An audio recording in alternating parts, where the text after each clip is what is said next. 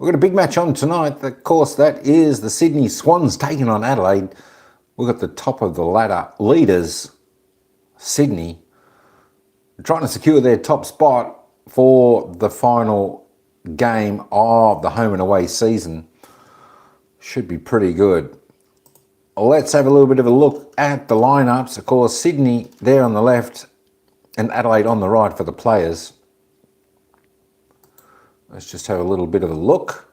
And of course, ins for Sydney, we've got Francis. We've got a big in coming in here, and that's Chad Warner, of course.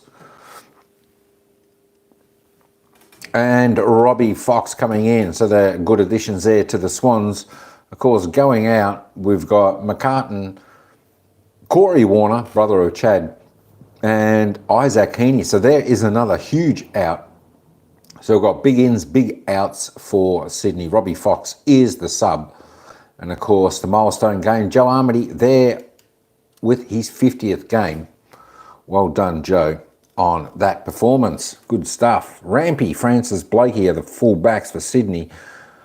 Milliken, Cunningham, Florent, the halfbacks. The centres are Lloyd, Warner, Goulden, half forwards, Parker, Cleary, Jordan. Full forwards are McDonald, Armity and Hayward, and the followers are Brodie Grundy, Mills, Rowbottom. There we go. And over for Adelaide, of course, the ins, we've got Borlase, Taylor Walker, the big man down forward, Jones and Dowling, and the outs are Keane, Ranky, Golan and Rochelle. Some big outs there for Adelaide. Chasey Jones is the sub. All right, let's have a look. McInerney and Borlase, Nan Curvis are the full-backs. We've got Bond, Murray, Worrell for the half-backs. We've got Taylor, Laird and Scholl for their centres. The half-forwards for Adelaide, Saligo, Thilthorpe and Keys and Murphy, Fogarty, Walker, the forwards. There we go. The followers, we've got O'Brien, Dawson and Matty Crouch, of course. That is the lineup for these two teams tonight. So there we go. We've got about 5 minutes to go before the bounce of the ball in this great match between Sydney and Adelaide. Let me just have a look if that is... Well, we'll just have a look and see whether that needs to be stretched out a little bit in a second. And just take that back a little bit. This will line up well as soon as the worm comes in, so don't worry about that. Try and focus in a little bit. Get that moved around a fraction.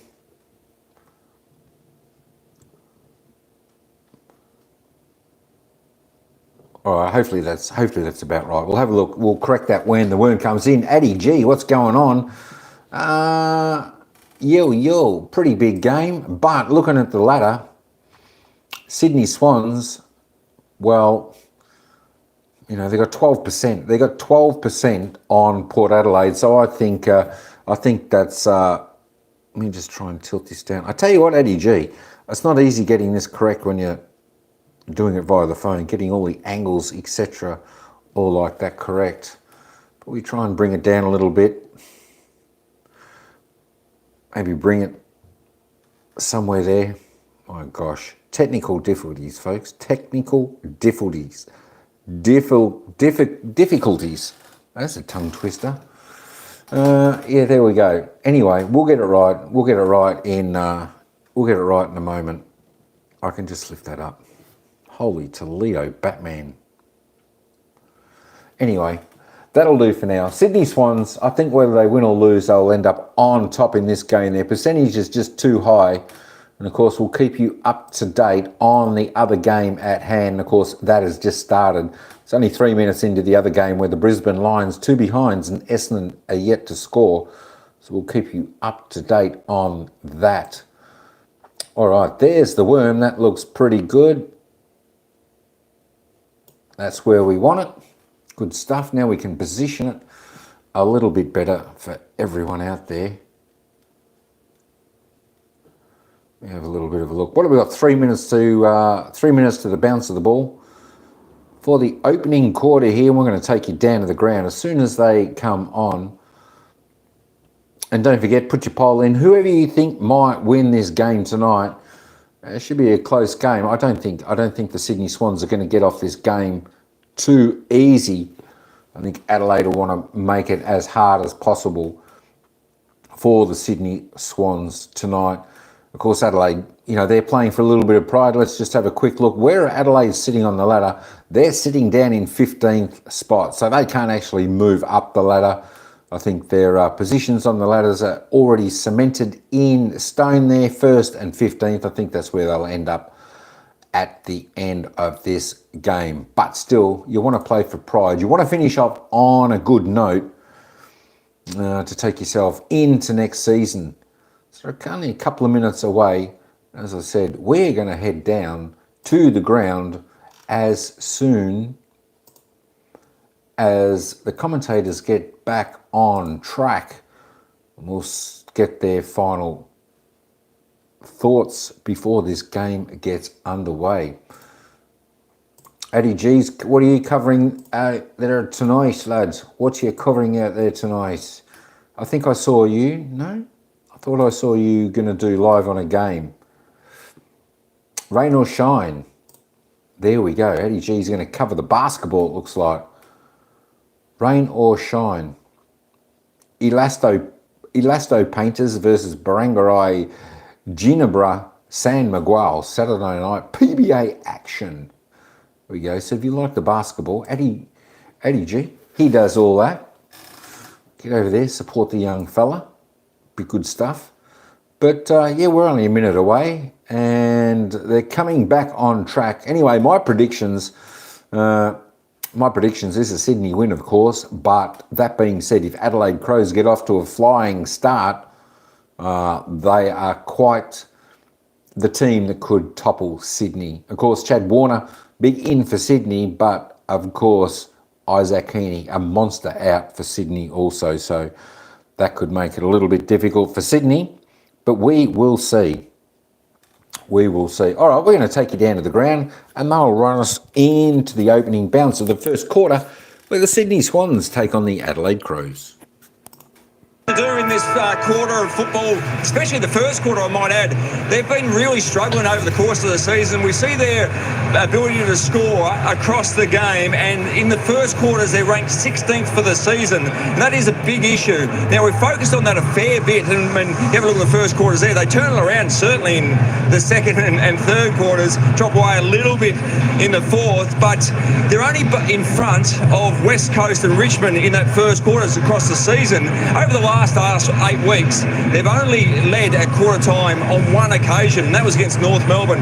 So the real focus in this first quarter, especially knowing they've wrapped up top position, is to come out hard, contest the ball, high pressure, get the ball inside 50, be a major focus for the Swans in this first term. This is a really good point there, Lynchy, because we're in full preparation mode. This is dress rehearsal for what they'll be facing in 2 weeks' time, and if you give really good teams a head start, it's really hard to chase it down. So that first quarter, that first 5 to 10 minutes to get control of the game is so important. And there'll be a lot of players just trying to find their best form. Brody Grundy, he's had some fantastic games for the Swans. He's had a couple of flat ones as well.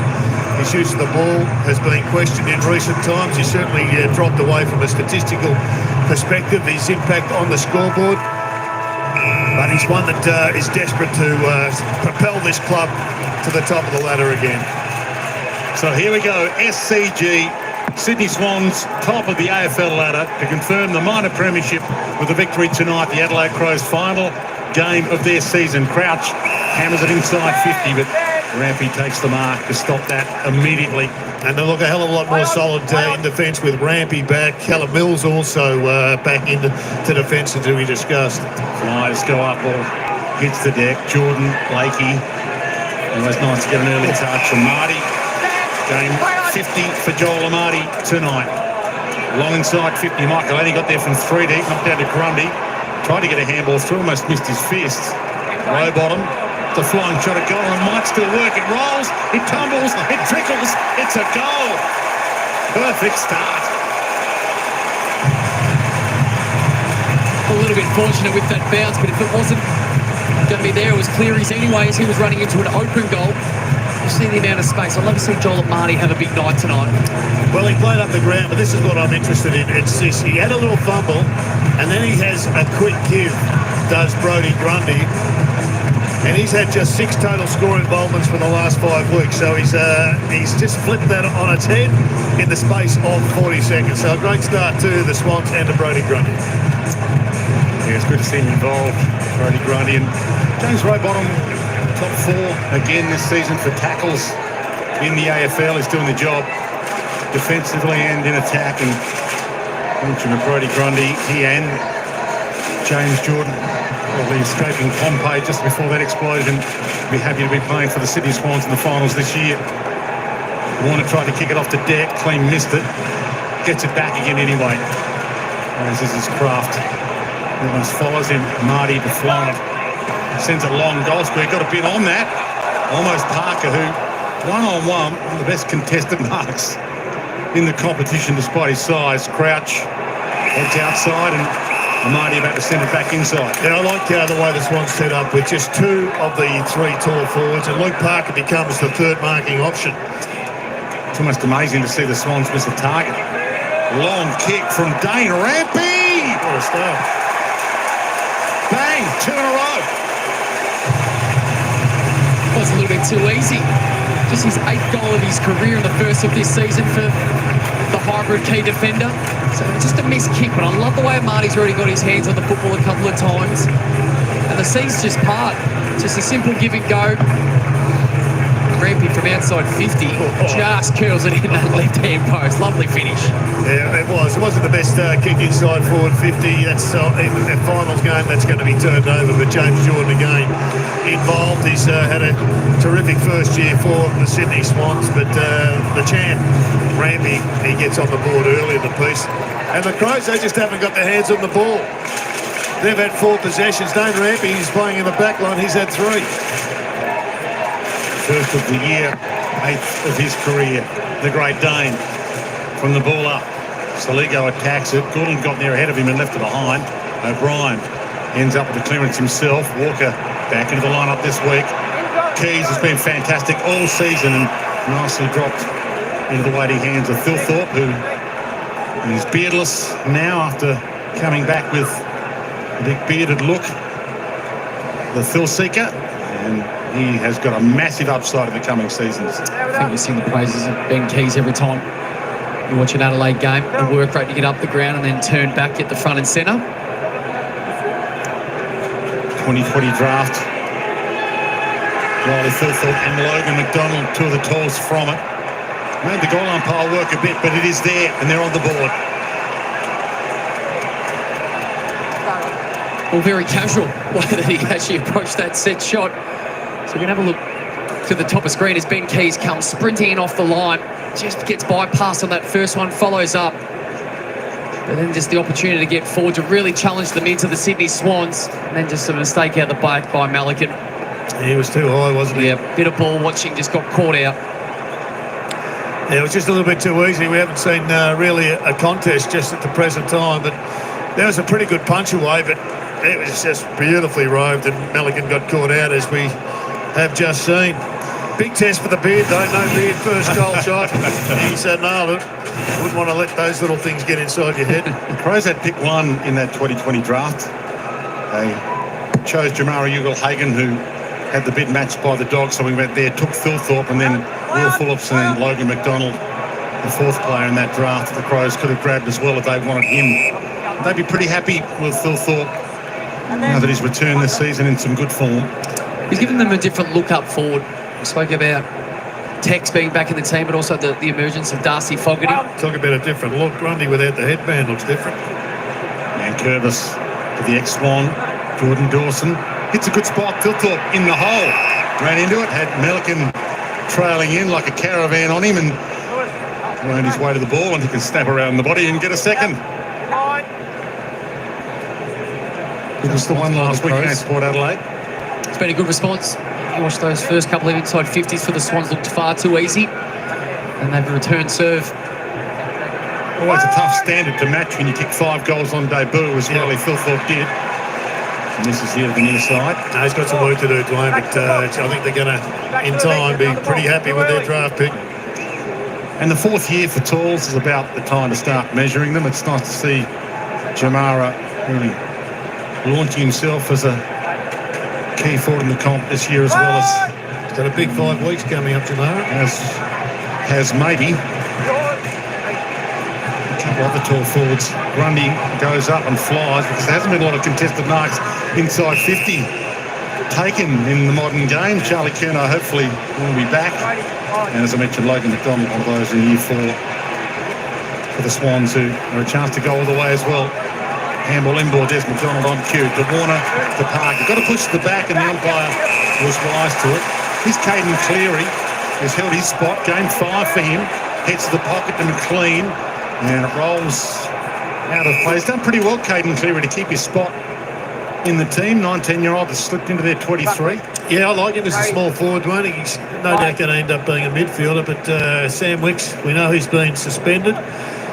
AFL, they're not kissing out 1s and 2s at the moment. Everybody gets 5, it seems, but Caden Cleary looks a pretty handy replacement. Yeah, they've got a few to come back, of course, the Swans, including Isaac Hearney, who was rested from this game, and clearly it's a bit like being a work experience kid at NASA.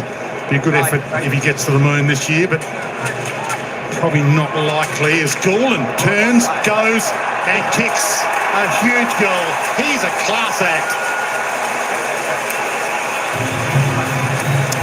Well, he's a natural goal kicker. He's coming through this pack with enormous pressure, and he's just got that 6th sense that the great goal kickers have.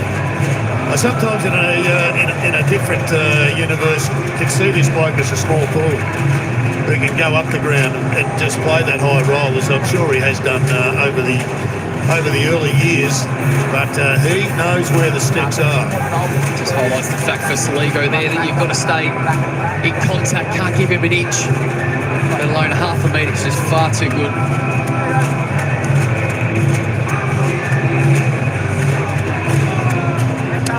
First kick, first touch. 25 possession game last week against Essendon. Should get an All-Australian blazer for the 2nd year in a row.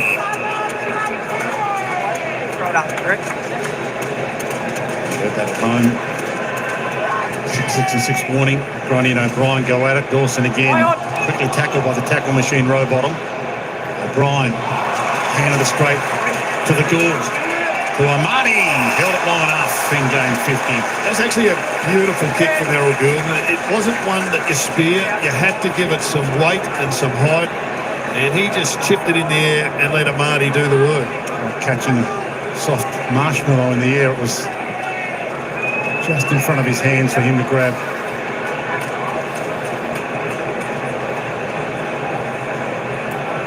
Just 50 games. He's a work in progress. Got some upside, and he passed that. Sends it in the McLean direction. Grundy goes and collects, gave it out. Here's Cleary again, fighting the fight. Nankervis. Hinge. Little floating kick. Rampy overdid the leap. So then make contact as he was drifting over. Yeah. Probably not a bad free kick to give away, though. Say, Dale, it looked like with Amati, that was a set play. Just no one knew about it. He was the only one that knew, though. No one just the white ball. Just waited it out in front. It's been a good start, though. You look at some of Amati's numbers this year. Clearly, he had that enormous game against the Crows where he had the 9 goals from the 10 disposals. But since then, he's only had 6 goals. That was round 15. So a man that would love to find some form leading into September. It's just the coach knocked his confidence around by taking him off. Down. I don't think he can get the 10. Long bomb. Philthorpe over the back. Competed well. Scholl got the kick away and great tackle. Didn't overcommit in the back. Tackled enough to put the kick off its direction. And Dow, I'll tell you what we'll follow tonight is that with the key forwards for the Swans, it's not so much what they do on the scoreboard, but as long as they don't get outmarked, which has probably happened too much over the last 8 weeks. Blakey. And his full measure heads to Amati. McLean, little bounce pass off the deck. Adams rewards him with handballing back to him. Spear pass from Campbell, and he's one of the best kicks in the competition. And they've got so many good kickers in this team, the Sydney Swans. Goulding, Campbell, Roberts, they love it in his hands. Yeah, he's had a good couple of weeks since he came back into the side. I've been impressed with Braden Campbell's last month. Dwayne, he was fighting for his spot. He was interchanged. He got dropped, but I reckon he's really improved. as we head towards finals. Ball thumped to the front, but look, the boundary is Goulden on cue, tries to keep it alive. There's Warner, could have rested him, decided not to. Maybe some Bravelo votes could be important for him if he gets a couple tonight. Laird, Hinge, know that Heaney can't win it, and he's not playing tonight, so he won't be getting the 3. Florent burns off Nankervis. Parker dives, almost dived on. McDonald got a kick away, and they've got the goalkeeper back there in Scholl, who allows it to roll. Just thinking about good ball use, better include Nick Blakey off the half-back flank as well, Dwayne. And you're right, that's been their point of difference throughout the course of this year, particularly when they were playing great football, the best football in the country. A lot of it was around their ball movement that allowed those forwards to find pockets of space or just uncontested marks in forward 50. And had a bit of a watch on Ollie Florent tonight. He had a little bit of a hole in his form a few weeks ago. Oh, amazing. Great smother, straight to Parker, and he makes Laird pay full price. Good to have him back. Luke Parker. And a great smother from the board. Kate Cleary. That was terrific work. Someone will be absolutely thrilled with this. He's just came in. The front-on smother like that is probably the most difficult of the lot. And he did it with great technique up against an All-Australian one. I mean, he'd be really a bit embarrassed about this because he's been cooked by a kid in his first 4 or 5 games. And Luke Parker acknowledges the youngster. Terrific work.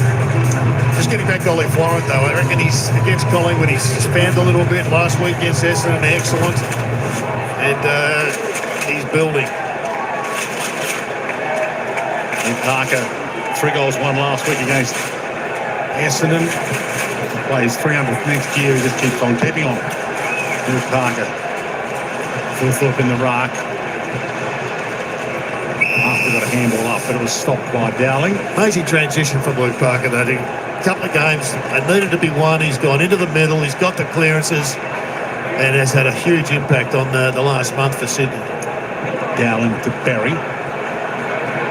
Floats over the back and nicely taken by Harry Cunningham. Speaking of Brownlow votes, he's definitely not going to take any off anyone. 205 games without one. Not even had one. He won't be expecting an invite in the mail in the next week. Rampy. He might be someone's +1. They might look after a teammate that does a lot of the hard work and doesn't get acknowledged, Dwayne. This is Aaron Francis back in, 5th game of the year.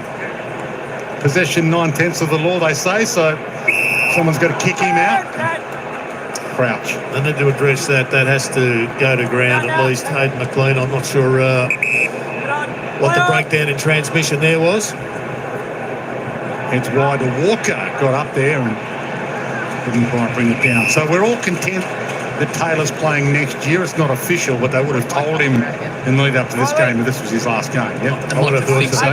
Yeah. And he's done enough to earn that right on its merits, regardless of what he's done previously. A big story if he's not playing next year. Monster story. Why he play somewhere else if he doesn't play there next year. Mills got it from Goulden. Kick around the body towards the wing. And there is Goulden. Second possession in this spring. Here is Warner. Sidesteps a couple to Florent. Hands it to Campbell behind him. Spent it before it earned it. Knocked it on. Not done yet. The Swans, they're running in a wave. Push. Florent free. Warner won't be allowed to go. They made a bit of a mess of that. They're still going to have an opportunity to go inside forward 50 for the 7th time. A couple of basic handballs, just not hitting targets, but gee, they had the run. Florent getting his hands on the ball early in the piece. You've seen him with this kick before to win games. Beyond his range, you would think. Oh, it's got there. Never doubt him.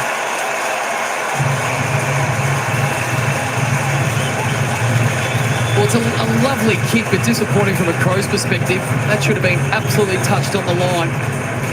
So here's the first passage of play. So the reason they chain this out by handball is they're trying to draw the spare defenders of the Crows to come up, which will eventually allow the one-on-ones in front of the football. There's the little mistake. They try and clean it all up and they fumble again and fortunately get the free kick.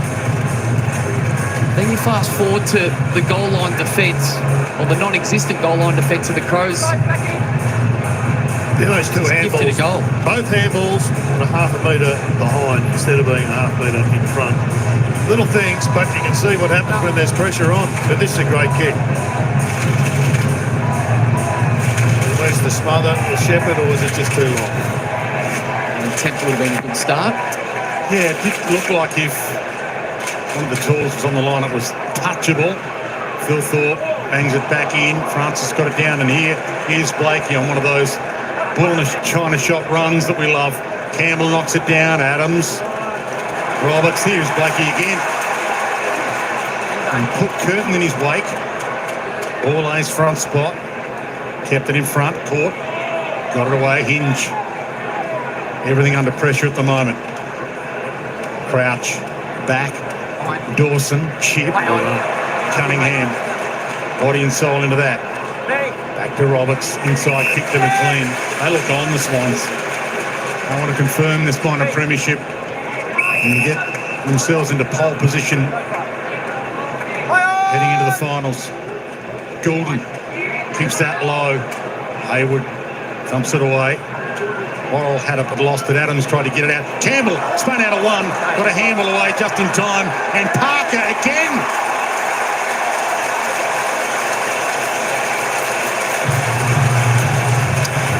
Well, it's all sharp stuff with the hands at the present time. It's the sharpest Sydney's been for in the first quarter in particular for a long, long time. Lynchy, we'll come back to you in just a sec, but that's just a good defensive spoil. Hayward, he always follows up with the pressure, and that pressure got the ball back. Again, Campbell is having a terrific start to this game, as is Luke Parker, who it seemed had to fight his way back into the side, but hopefully he's a Swan for life and re-signs with the club. Good start. This is game 7 for the season for Luke Parker. Game 290 all up.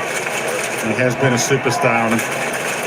He can play anywhere. He can play in the middle. He can play forward. He's back in one-on-one, in the air, on the ground, in the car park. He's an exceptional player. Keys, Berry, takes off the 50, drives it long, and the instant reply. It's a great finish and a great response. Their second score, or their second goal out of centre square bounce. So that's a concern from a Swans perspective, but this is executed perfectly. It's like a training drill. Tap down, get the kick forward, your half forward's playing in front, and it's a chain of handball, exactly what the Swans have done just prior. That's what you need to do on this short ground. Get out of centre square bounce, get field position and score. 9 inside 50s apiece. Crows have had the 4 scoring opportunities, or 4 scores. The Swans have had 7 from their 9. Had a good season. Sam Berry, only 4 games last year. This is his 18th game of this year. Yeah, he's been a really a good improvement, Dwayne. I think he's certainly part of the future. Crowd For the Crows. Yeah, fake to go to him just on cue. We were talking about him, but ignored it and heads to a man that you love, Daniel Curtin. Yeah, the Iron. He's going to be a player. Just needs another pre-season or 2 or 3. Just build the tank. Become more versatile. He may end up being one of those sort of Patrick Cripps, huge, monstrous midfielders. But you saw there just his ability to deliver the ball. And the one thing the Swans have been concerned at right now is just the ease with which, when they haven't won the centre clearance, how easily it's getting out and hitting a target inside forward 50. So Phil Thorpe bends it and didn't go to school on his last miss. That's 2 bad ones, Dwayne, isn't it? Yeah, he is still in some ways a work in progress, but you know, Matthew Nicks can't afford to have it go astray too many more times. They were arguably the biggest sliding doors team of last year when the Swans beat them in that last game at the Adelaide Oval with the controversial Ben Keys goal that wasn't. What would have been maybe if the Adelaide Crows had made the finals last year, but Matthew Nicks, this will be 5 years without finals for him. Berry, Dawson, Scholl, outside of the boot, close to the boundary, and Fogarty has been paid that mark, and he has been one of the good news stories. He will win Adelaide's goal kicking this year, and he gets it to the Iron Curtain, Daniel Curtin to line up, and he's never missed a shot. So there's a nice kick by the Fog. Did look as if he too grabbed it over the line, but you got to take your luck and ride it. he'll certainly do some. Short pass to Nankervis, who can line up. It's hard to know how to assess Adelaide in a way. They've had a disappointing year. They're the ray gun of the AFL. They've tried their hardest, but we're a bit too hard on them. Not sure they look like they've got the talent. No Rankin, no Rochelle tonight.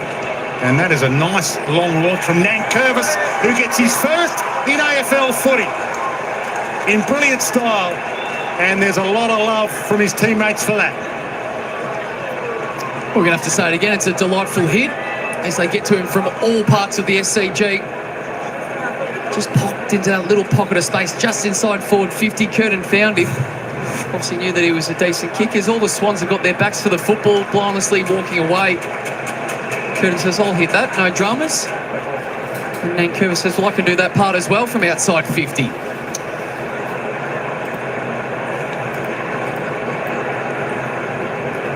Kiss to the wrist as well.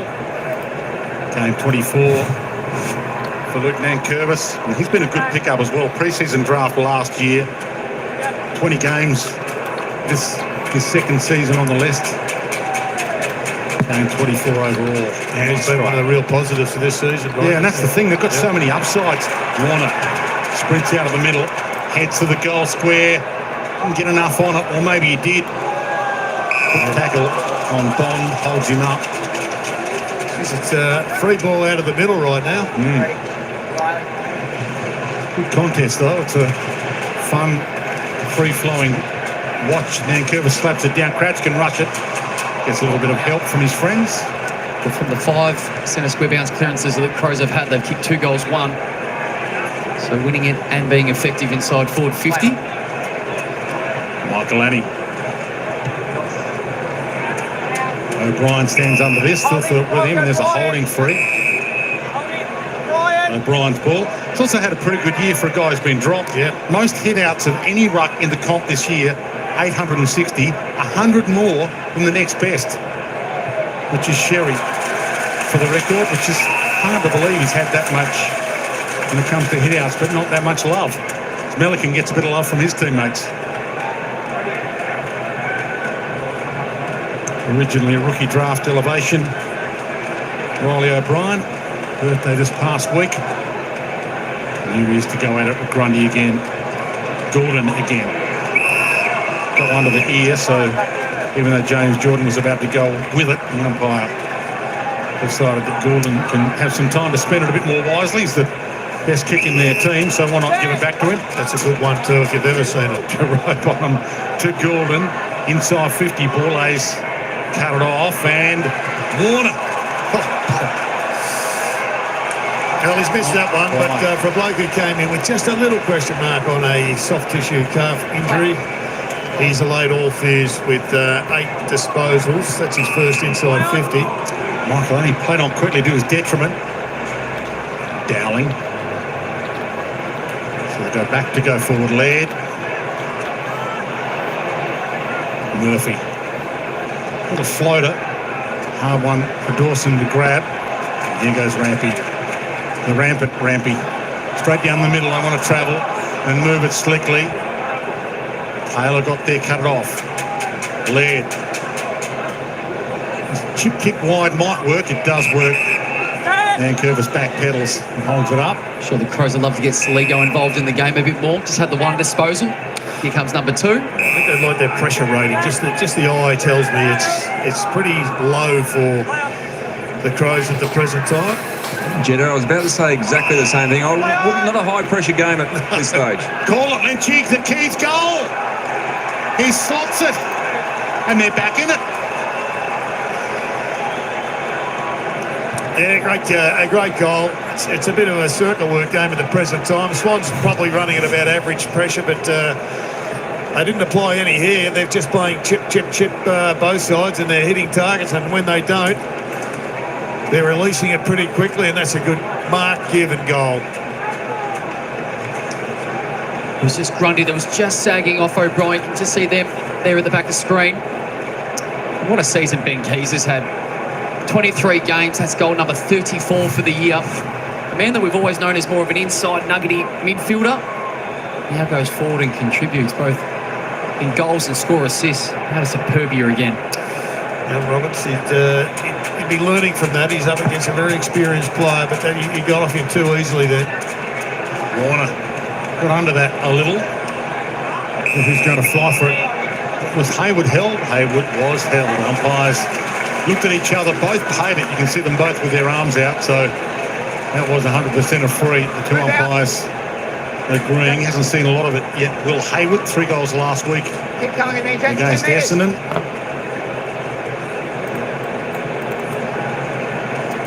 38 goals, 13 this year coming in. 197 goals, 119. Had the yips for a little while, and it's the old Hayward. Had the yips for a little while about a year ago. Yeah, He's been fantastic this season. he's had a good year. I'd like another crack at that one, but again, just another free ball out of the middle of the ground. Centre bounce. Luke wide to Worrell, had to go down and get it, and then put some pressure on his kick, but it does work. Dowling.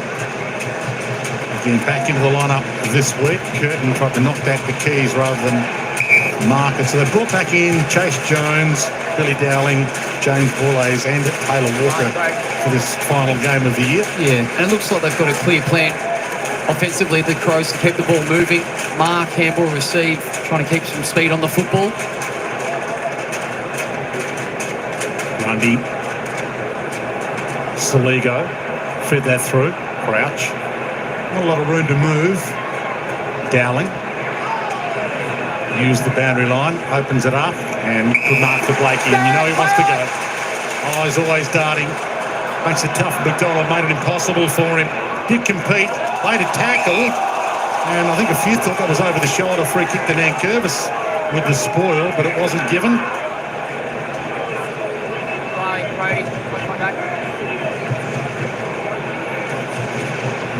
Could well have been holding the ball as well, given the first one wasn't given. Warner, the shrug off on Saligo. Not on my grass, son. And that could be insufficient intent as well. Umpire was wise to it. Dane Rampy didn't disguise it well enough. Keys turns, doesn't go for home. He goes for Thilthorpe. Amazing. Threaded the eye of the needle. Well, there were 3 Swans to 1 Thilthorpe. And surprised Roberts wasn't able to intercept that. He went straight across the line of flight. This is for 4 Adelaide goals in a row. Little light breeze over his right shoulder, so favouring right of screen in this kick.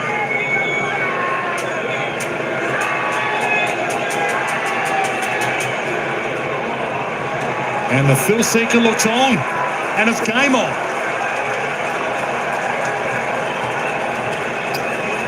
Well, we came here expecting maybe a tight contest for a period of time. It wasn't probably expecting the scoring opportunities, as Roberts just ultimately just ghosted across the pack with no impact at all.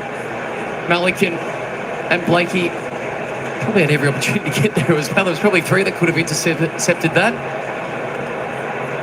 It's been a good start by the Adelaide Crows. Good response after conceding a couple early.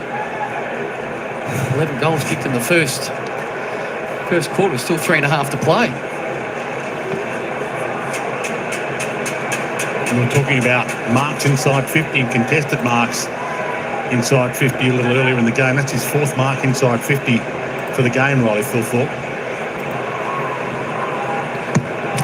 And at the other end of the ground, the Swans, who have kicked 6, are yet to have taken a mark inside forward 50. Saligo gets and goes. Got caught, but he had full speed when he picked it up and looked impressive. Rowbottom caught a little high. We're getting a tune-up here, the Swans. You run for their money. Matt Roberts. Callum Mills, this is game 6. Not do that much undersized shoulder injury. Game 6 for the season. Jordan opens it up dangerously, but he normally hits a duck. Oh, Tex, what are you doing, Tex? Come back 50. Milliken might have a shot at goal here, and it's had a good season as well. It's almost an ugly duckling turn, Swan. Yep. Lewis Milliken, there were a few doubts on him early in his career, but he's had a fantastic year. He's a big re-inclusion without question, Dwayne, after a little hamstring injury, I think it was. 1 goal in 81 games.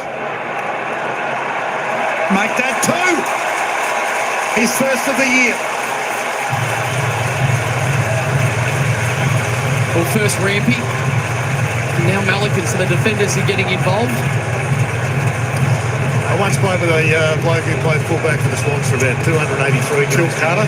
before he kicked his first goal. So he had to wait a hell of a long time. He's pretty happy with the result too. But that's not your finest moment, Tex. You can work on that one over summer.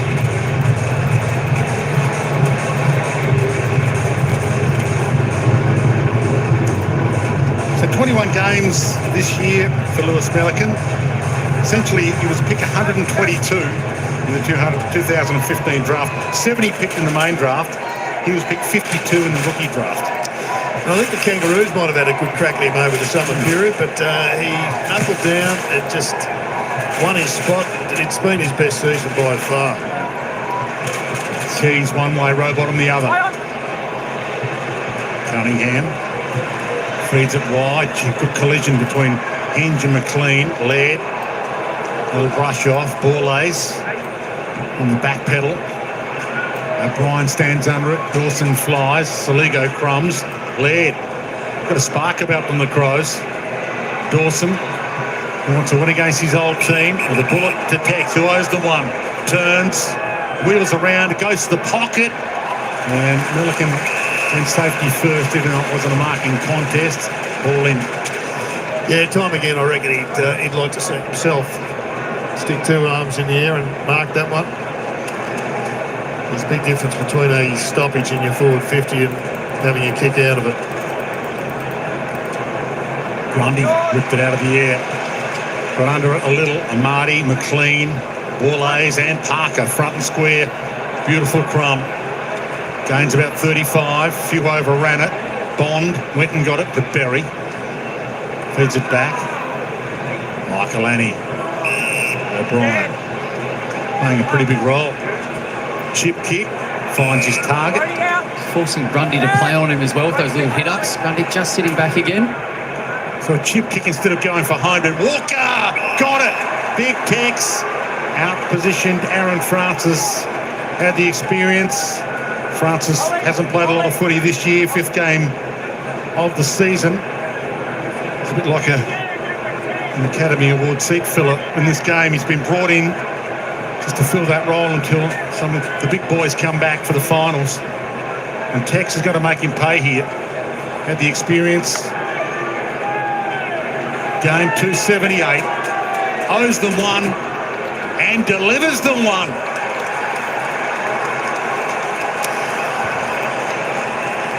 Oh, it's been a magnificent shot at goal. I think he was lucky he pushed his opponent out in the back, but some umpires are paying them, some aren't.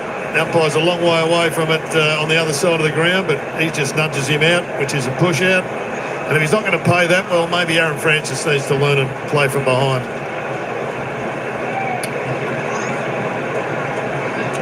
.47 seconds to play in this first quarter. I reckon both teams will be really satisfied with their team offense. Coaches will be pleased, but then disappointed with the team defense to be able to concede 7 goals and 6 goals to the opposition. And there's the all-time leading goal kickers for the Adelaide Crows. He's a 7-time Adelaide Crow leading goal kicker, Taylor Walker, and joins Nigel Smart tonight, equalled 5th all-time on the Adelaide Crows games list.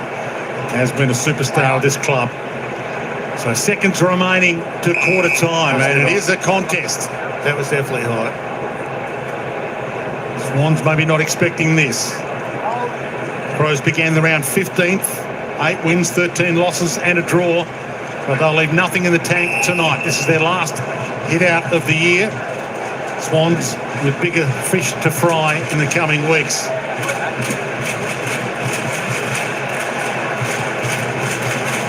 O'Brien, Grundy nearly kicked that out of the hands of Sam Berry, free kick. Late roll of the dice for the Crows. Sits it up. Phil Thorpe's there. Fogarty's there. Ball to the back. Francis was there. Lloyd hammers it away. Seconds keep rolling. Hayward floats in and not paid it. Must have just goes to the deck. Go on. He doesn't argue the case. Happy to concede. So apart from something crazy out of this free kick and a 50, it'll be quarter time and the crowd a little stunned here at the SCG. The final round of the AFL season, not the final game here this year for Sydney. In a perfect world, they'll get 2 SCG finals. And they need to win this to confirm the minor premiership. And at quarter time, they lead by 7 points after the Adelaide Crows had a late quarter flurry. 7-4-46 to 6-3-39. Glad to have your company in fine conditions in Sydney. All right, quarter time at the SCG. And we've got a cracker of a game here. It's a tight game. Sydney Swans. Tell you what, that was a good opening first term from both sides. 13 goals kicked. That's the Sydney Swans. 7-4-46. Leading the Adelaide Crows 6-3-39. Good fast play all around. That was the best start I've seen Sydney do for quite some time. The past few weeks, Sydney have been really, really slow. Been on the back foot. Teams have got the jump on them, but not tonight. Obviously, they fixed a few things up during the week. The coach got into them a little bit, and you could see the hunger, the desperation, the pressure that Sydney came out in the first quarter, and they had a great start. Of course, Adelaide not going anywhere, only 7 points behind. We're in for a good game here tonight. Just around the grounds at the other game, Brisbane Lion taking on Essendon at the Gabba in Brisbane. It's Brisbane 5-5-35, leading Essendon 1-5-11. 24-point leaders at the 13-minute mark in the second quarter up there. Let's quickly go and have a look at the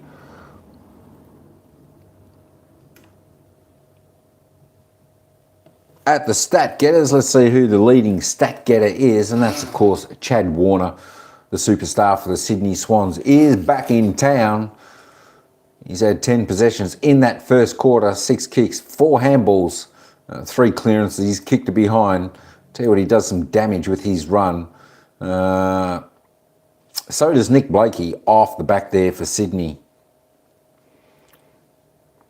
Urul Goulden there with 9. Rory Laird, Matt Crouch, all going well. Luke Parker had a good first quarter. Nick Blake, as I said, going all well, all good. Brodie Grundy there, 5. 11 hit outs, not going too bad. Taylor Adams there, going not too bad. Let's keep going down. Zach Taylor there for the Crows, just with the 3. Taylor Walker, just with the 2 kicks. He's kicked a goal. He's a big target up there for them. So there is your stats for the opening quarter here between Sydney and Adelaide. Not too far away from the bounce of the ball. What do we got? We've got a couple of minutes. All right, let's just have a quick look at the goal scorers anyway while we're going. That's Riley Thilthorpe. He's kicked 2 for Adelaide. Luke Parker 2. Taylor Walker, James Rowbottom has kicked 1, the first goal scorer of the game. Dane Rampy, Nan Curvis, Melican, Keys, Goulden, Florent, and Sam Berry has kicked the 1. Good sister, bad sister. I back Footscray for the flag and fully expect them to win in Ballarat. Crows actually haven't been that bad. No, the Crows haven't been too bad at all. They've actually been pretty good.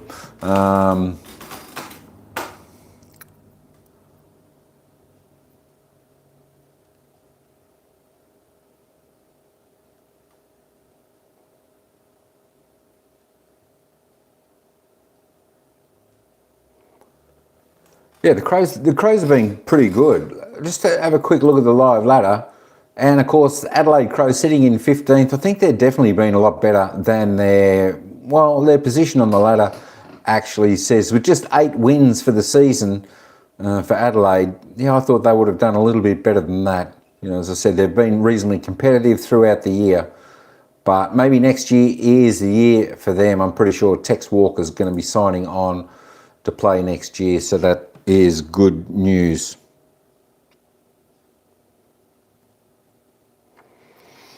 That is good news. What do we got now? We've got about a minute to go. So, but yeah, that's true. That's true. The Crows have been close in quite a few games. That is for sure. And they're the games that you got to win. You know, if you lose 4 or 5 games throughout the year with under a goal, you know, a kick in it, it makes the world of difference. If you can get over the opposition and win those games, that's what some of the good sides can do. They just know how to win. All right, let's head back down for the second quarter, whereas the Swans by 7 points.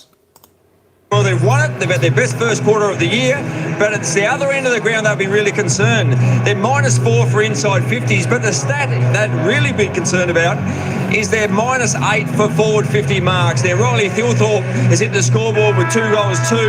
He's taken 4 inside 50s, and certainly Taylor Walker's got his hand on the ball as well. So this is the concern, the way it's coming out of the middle of the ground and just lacing out the big forwards. The Adelaide Crows will be very happy with this. They'd be pretty disappointed they haven't been able to take the lead at quarter time, but the Keys has got the ball in, Crouch, and Sam Berry's probably been the leader with 3 inside 50. So a big concern for the Sydney Swans. The Adelaide Crows reasonably happy at quarter time. I think it's been a concern for them all year. They're an undersized defence, and when there's not much pressure on the ball, particularly coming out of centre bounce, those forwards are going to be able to present pretty easily. But it's been interesting. It's been your turn, our turn for centre bounce clearances, and whilst the average score from centre bounce clearance is 11 points at the SCG, which is exactly the same at the MCG, despite the 2.5 metres difference, it does feel as if tonight is just free-flowing. Netball rules out of the middle. Your ball, our ball. But it's good to see some free-flowing footy. And the flick down, Warner gets and goes, turns, spins, looks up. Who does he want? Marty! Well, they had Rowbottom running side by side, and I think Rowbottom was pretty keen to get involved in the goal-kicking action, but that's a good kick. And this is their first contested mark inside forward 50. And this young bloke with just 50 games under his belt, it's just hard to know where he's going to finish up, this guy, Nick. He's already got a 9, as we all know. He's got a 9-1 from those 10 disposals. But I think he traded, and so would John, for 3 in a final coming up. 2 goals last week against Essendon, and slots that with ease. And a hot Amati could change September. Another goal from the centre bounce.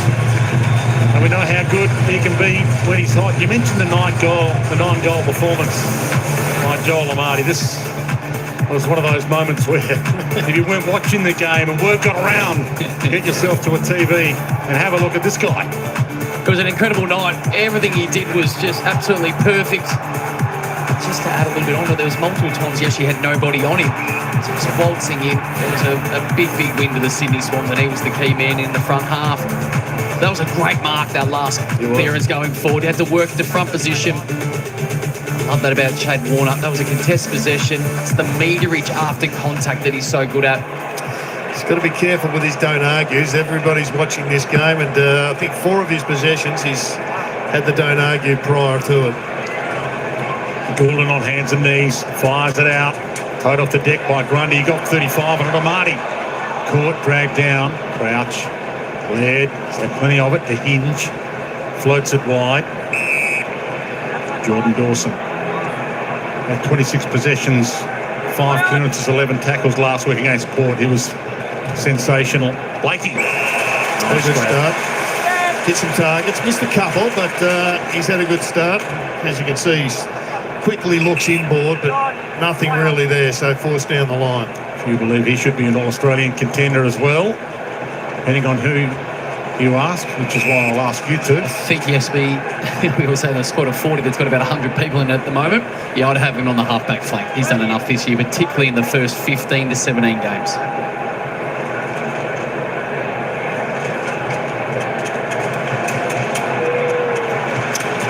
Beautiful night in Sydney. Back into play. Goulden attacks it, couldn't get there in time. Lloyd got it back, and then flicked it out to Grundy, who goes to Marty, who threw that to Berry, and the umpire saw it. It'll be an interesting watch, the All-Australian team, because if you had have stopped roughly around that 2/3 of the season done, I reckon they would have had 5 or 6 in the team, but then the whole team has dropped off. Yeah. We're really intrigued to see how they're assessed come All-Australian night. That's a good point, because they did hit a bit of a speed hump this season, the Swans, after starting so magnificently. They were the best team in the comp without doubt for the first half of the year. Goulden, Adams is another interesting one as to holding his spot in this team. Crowd screaming for ball. Nankervis scrambles it along the boundary and then out of play on the first, so the Swans will get it anyway. And he's an interesting story because Luke Parker's got the ability to go forward and then come back and support in the midfield. I don't know if Taylor Adams can. Heaney out of the team tonight being rested. Yeah, and he missed Collingwood's premiership 23 last season due to that fitness or selection squeeze. Depends on who you ask on that one as well. I think you're being generous calling it a speed hump, Dwayne. I think it was a hill or a brick wall. Okay, so you thought it was that bad? When you get beaten by over 100 points, wasn't it, against Port Adelaide? That's more than a speed hump. They had I'm a glass half full. Yeah, no, I was glass half full calling a hill, Dwayne. It was an horrendous loss of form, but they're edging their way back. For the record, the Swans have won their past 2 games since hitting that brick wall. Laird doesn't hit brick walls, just keeps on keeping on. Flicked away by Phil Thorpe down to Fogarty, who's wrapped up. Roy Laird, 3-time Crow best and fairest. No Crow has ever won 4. Simon Goodwin, Mark Prosciutto, Andrew McLeod have all won 3 each. That's the kind of company Rory Laird is in. And he's had another terrific year. So consistent, has been his whole life.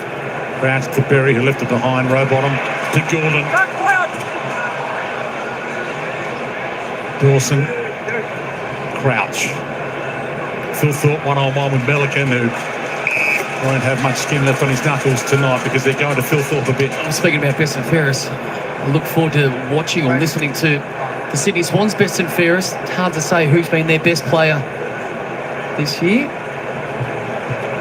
And the So much Brownlow to vote pick from. spread have got to be interesting as well. We know Heaney's not eligible, but he might be the #1 vote getter. Goulden's got to be getting a few. He'll definitely be All-Australian this year, as Chad Warner will be. McLean had it. It was cleaned up. And Nankervis did not keep that in. A little amble went astray. You would expect that Isaac Heaney's got to be well and truly in front prior to his indiscretion, if you want to call it that.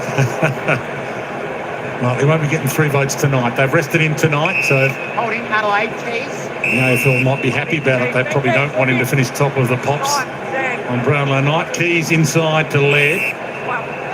Nankervis. He'd like that one back again. In fact, he might almost get it back again. He doesn't get a high free. And Adams is hurt. Little cork to the thigh there. Late start to the year after that lateral ligament strain, so glad it wasn't his knee. Crouch slips. Berry slips it to O'Brien, who does what he normally does and just bang it and hope it finds someone. Florent finds McDonald, finds Cunningham. Sizzler along the deck, and even that works. Warner looks up, options are plenty, and Parker just with one paw. Well, Logan McDonald is a different unit. He gets right up the ground, and he won the ball across the half-back line, and then it's just charging the light brigade. He'd like that one back without question, but then a give and get, and that trademark kick on the outside of the boot, which under enormous pressure, I reckon sometimes lets him down, but when there's none, he hits the target 90% of the time. There was a little talk as to whether Luke Parker was in their best 18. He's in their best 8. And it is brilliant to have him back. But I agree with you, there was a lot of people suggesting that, but I tell you what, they're hard to find right now. By putting their hands up to say that Luke Parker is not in the Swans starting lineup, but this is outside of the foot kick. Others would have used their left boot in previous eras, but he seems to be able to master it most of the time. But Luke Parker he's just having a terrific bump of footing.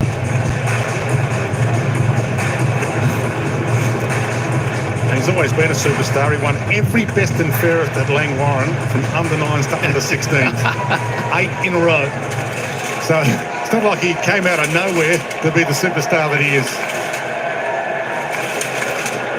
He's been desperate to get back into this side. Remember 7 weeks ago he was the sub. Yeah. Came on halfway through the third quarter and was leading the tackle count at 3/4 time. Little statement game. Saligo got the kick away, but Harry Cunningham takes the mark. And as much as Chad Warner and Errol Goulden and Isaac Heaney were given the raps for that amazing win against Collingwood, he doesn't go into the middle and get the ball out. They don't win that game. So Mills, as they switch from one back flank to the other. Francis just puts it out in front for Campbell to go and get it. Flying. Little fake, and then he put it on the deck. I thought he was caught by Taylor. I let him get away with it, and with his dacks down, Florent goes. Get more points for that point? I'm not sure, but I'm sure there's a bigger degree of difficulty. And there is that beautiful left of Gordon. He can kick an apple off your head. He is a phenomenal kick of the ball, Errol Gordon. He just floats it out like a stray balloon in front of McLean. Well, they're scoring every time they go inside forward 50 at the moment. Well, this is their 18th. Jaron, they're about to score for their 15th time. Aidan McLean, another great story. Not drafted as a kid. Trained with the Saints. Had to go to South Adelaide in the Sandful to get noticed. And he's become a big part of their picture. Aidan McLean. Well, Richie, you played in more premierships than most in your career. How did you deal with round 22 back when you were playing? Yeah, well, it was a tough one, and we never were in this situation where you're on top of the ladder. So I think, most times you're fighting for a position and a better position or a home final, and so always driving extremely hard, especially in 2001, where every win was necessary. And I think in this team, you look at the Sydney Swans, they've had that, no doubt, that form slump for half a dozen weeks, just started to scrap their way back with some more great moments from some of their stars over the last 2 weeks. But they need to find some form, and there's still some holes or some flaws in their game, but they're up and going in this quarter, that's for sure.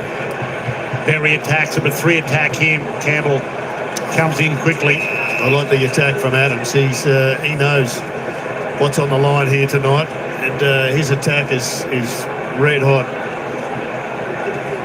Could be up to 3, maybe 4 changes leading into their first final for the Swans. Holding free, it'll come back to Shoal.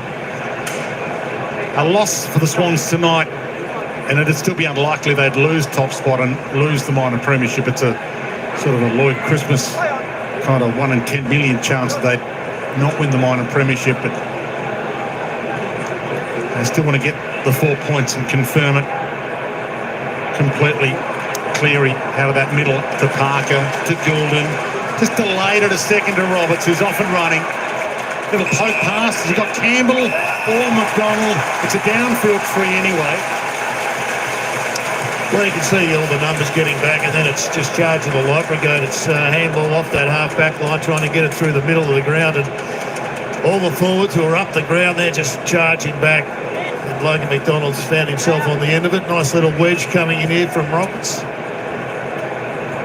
Braden Campbell a little bit stiff. He was second to the party.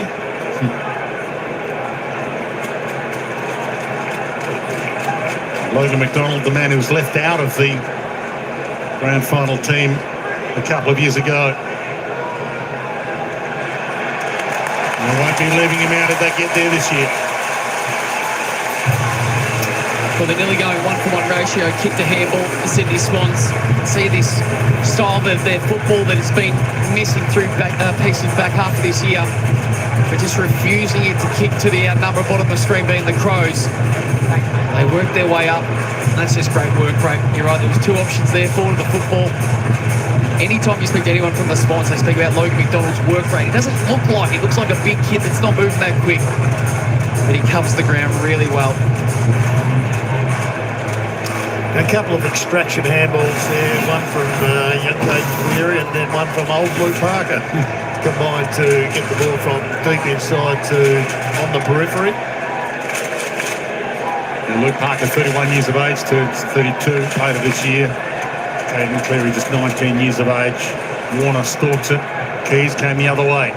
Dawson, Saligo, Scholl on the run, on the flyby, on the wing.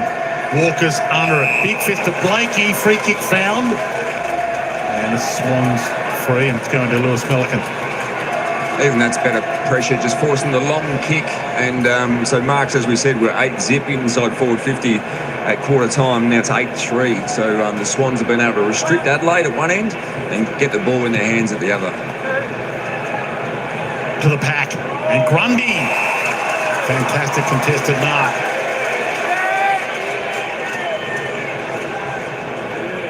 Gives it to a better kicker. See if Blakey wants to run.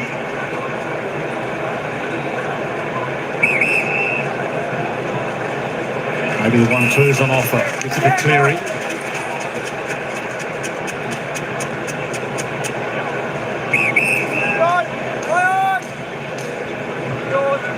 It's a floater. Saligo read it. Corralled it. Dowling. Worrell. Nankervis. See if they can fight back here, Adelaide. Fumble wasn't good to watch. McDonald playing a big role, as you said, Jared. Gets up the field a lot. Good fist from Borlays, but he knocked it down to Haywood, who's stalking it. Eyes are darting. Barked some instructions. Tried to sizzle it. Inside 50. Nankervis read his eyes. Dowling. And a couple of hack kicks there. One from Haywood, one from Cleary. Swans have kicked the last 4 goals of this game. The margin was 7 points at quarter time. They played their way back in late in the opening term. The Crows. Hinge.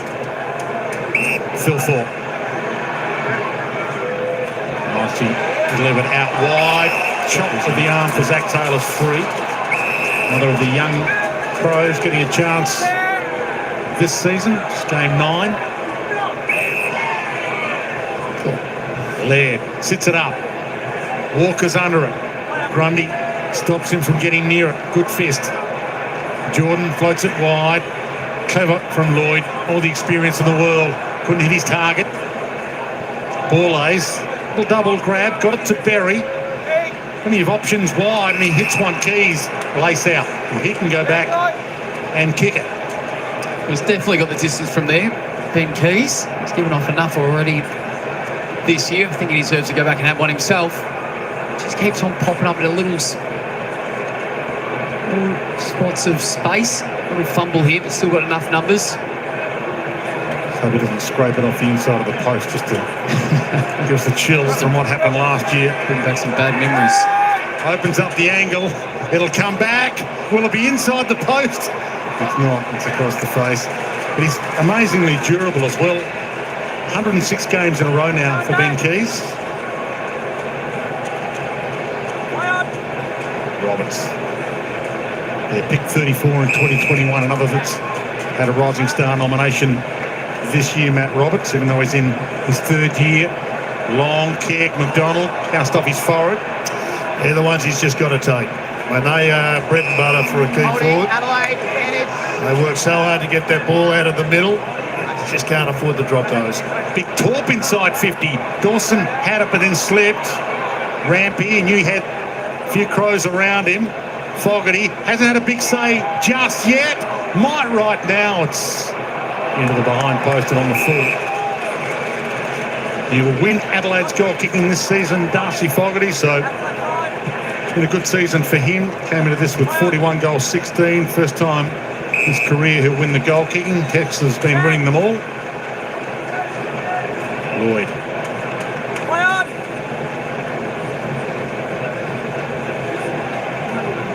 And that's the grab from McLean. Yeah, and that's what he needs to do. So when they do need to go long down the line, get a contest. And McDonald marks this one. Exactly as you asked, Jared. He turns almost within range if he wants to wind up. He doesn't. Crows got plenty of numbers back now, so he's either got to make the distance or create an option for somebody else. Well, he looked everywhere and then said no, big sticks.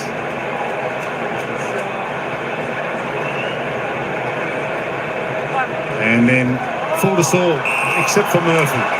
And that's Murphy's law. He told everyone where he was going and then kicked it to the wrong spot. Hinge. Laird.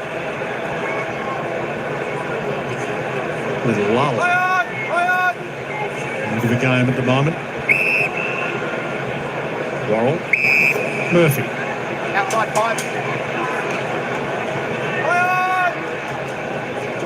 Back to Worrell. And again, you wouldn't think the Adelaide Crows players would leave anything in the tank from this one. You'd expect the big second half to come. It's their last game of the season.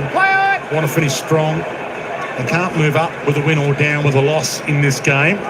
They're locked into their ladder position, which is 15th. So off the spill. Laird gets and goes. Handed it up but turned it over. Lloyd down the spine that travel. Delightful kick. McLean. Not a lot to go to. Goes to Warner. He heads toward goal. Something in the way he moves. Chad Warner.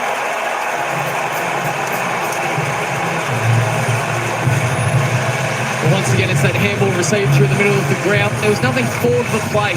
So here's the turnover, an area of their game they haven't been great at over the last 8 weeks. He got McLean presenting. He's got nothing forward for play. He says, why not give it to the fastest person on the ground? Casual bounce, splits 3. Then just chipped one out, allows it to roll through rather than going on the full.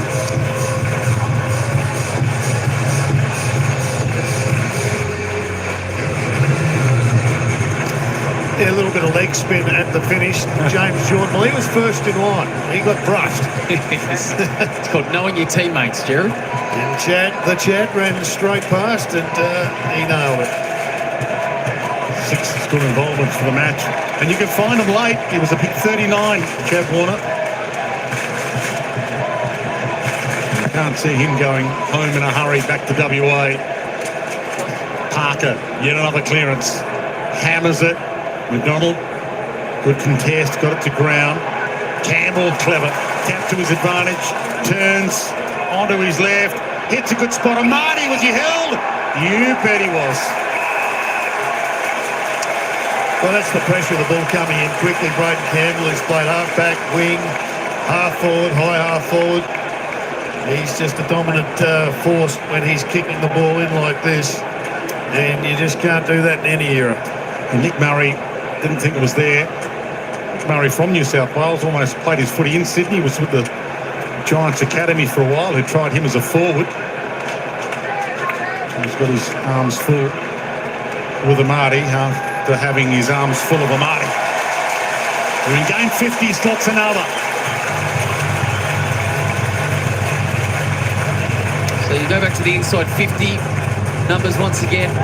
Just a 25. So not overwhelming numbers from the Sydney Swans perspective, but it's just that isolation. It's a one-on-one with the defence of the Crows trying to get back and support. Murray's argument was, well, I never really held him, but he was restricting all movements of Amati. Well, the world has changed because you are allowed to remonstrate a little bit these days. They've relaxed that.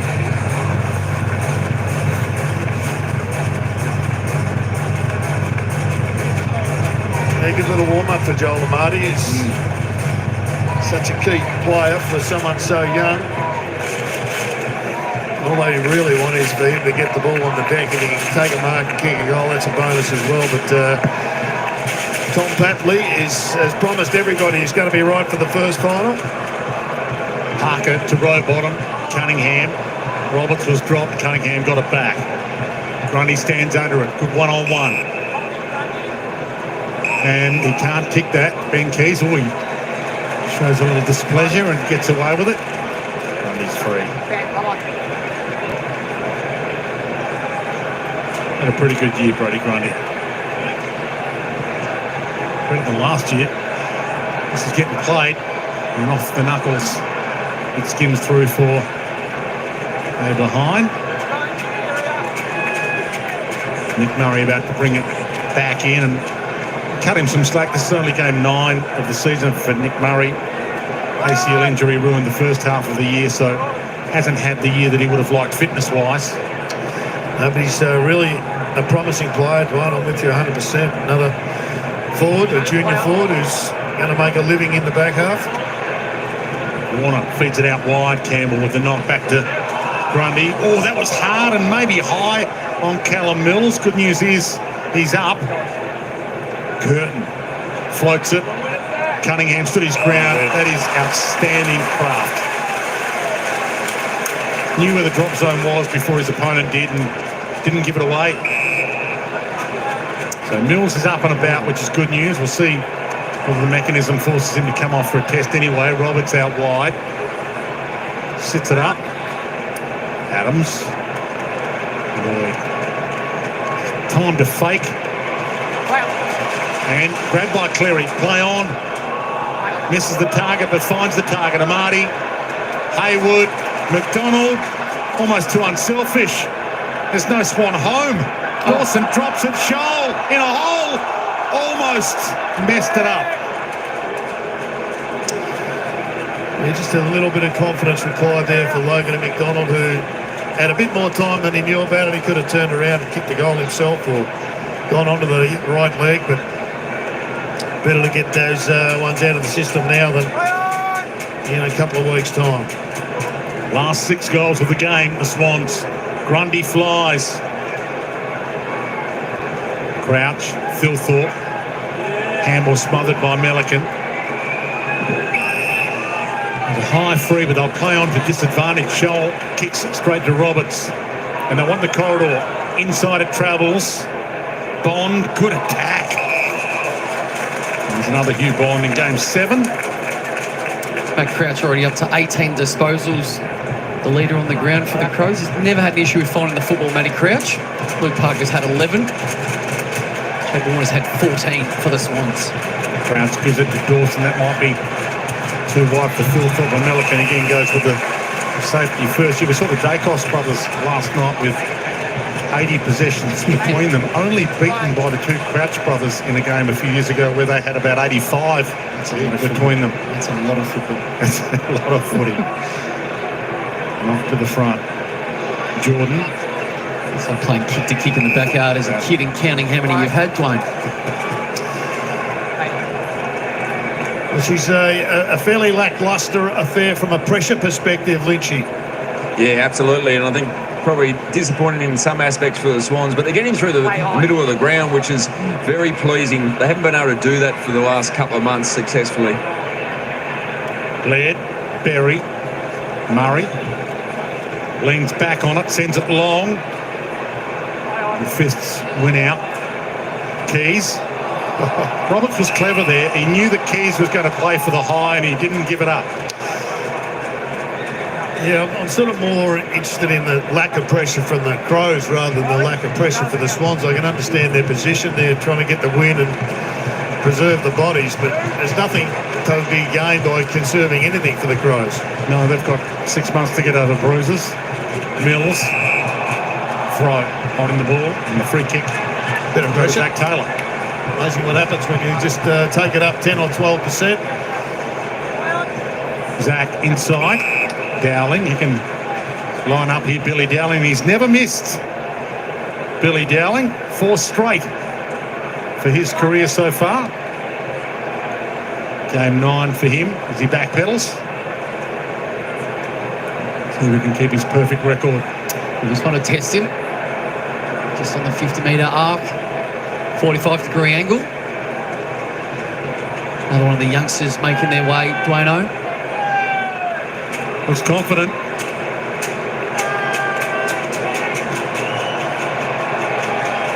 Not so. Interesting query by the man on the mark. Essentially, so, well, when am I able to run off? If he's going to run 2 metres off the line, when are you going to call play on? It depends on which umpire you ask. Which is completely different to around the field, because if you flinch to change direction, it's called play on. But if you're having a set shot, you don't even have to kick it over the man on the mark at all. Something like his buddy Franklin. Lloyd. And they're going all right in the Buddy Franklin, post-Buddy Franklin era as well. The Swans, you could argue New South Wales is the #1 football state in the country. They might be 1 and 2 on the ladder heading into the finals. Sydney Swans to the Giants, which would be an amazing story. Bond put his head down.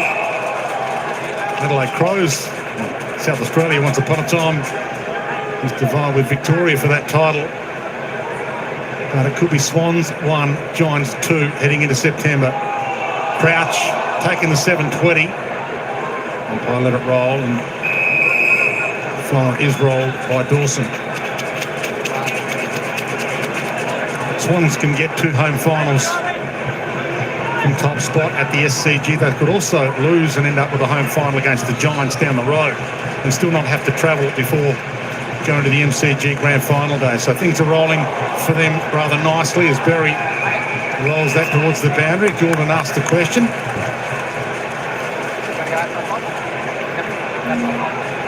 Insufficient intent. Harold gets his way. 25 possessions against Essendon last week. Swans Academy since the age of 11.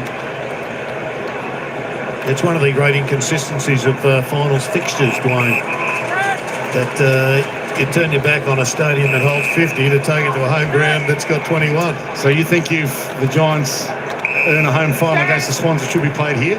I think it's better for footy, yeah. And you got 50,000 people versus 20. I mean, we all understand Geelong don't get a home final most of the time. So you've opened up a can of worms there, because they'll get a home final at some stage this September, the Cats, after their win today. McDonald, and it could be against the Giants, which wouldn't be as big a puller as it would be if it was against the Carlton, for example, as Roberts takes it out of play. This is the final round of the AFL season, if you're unaware. Not the final game here at the SCG for Sydney, but it is the final game for the Adelaide Crows. And John Longmire, speaking of finals, he's missed finals 2 times in 14 years as coach. Twice in 14 years. This is 14th year at the helm. Phenomenal record. Roberts feeds it out wider. Jordan, handball smothered.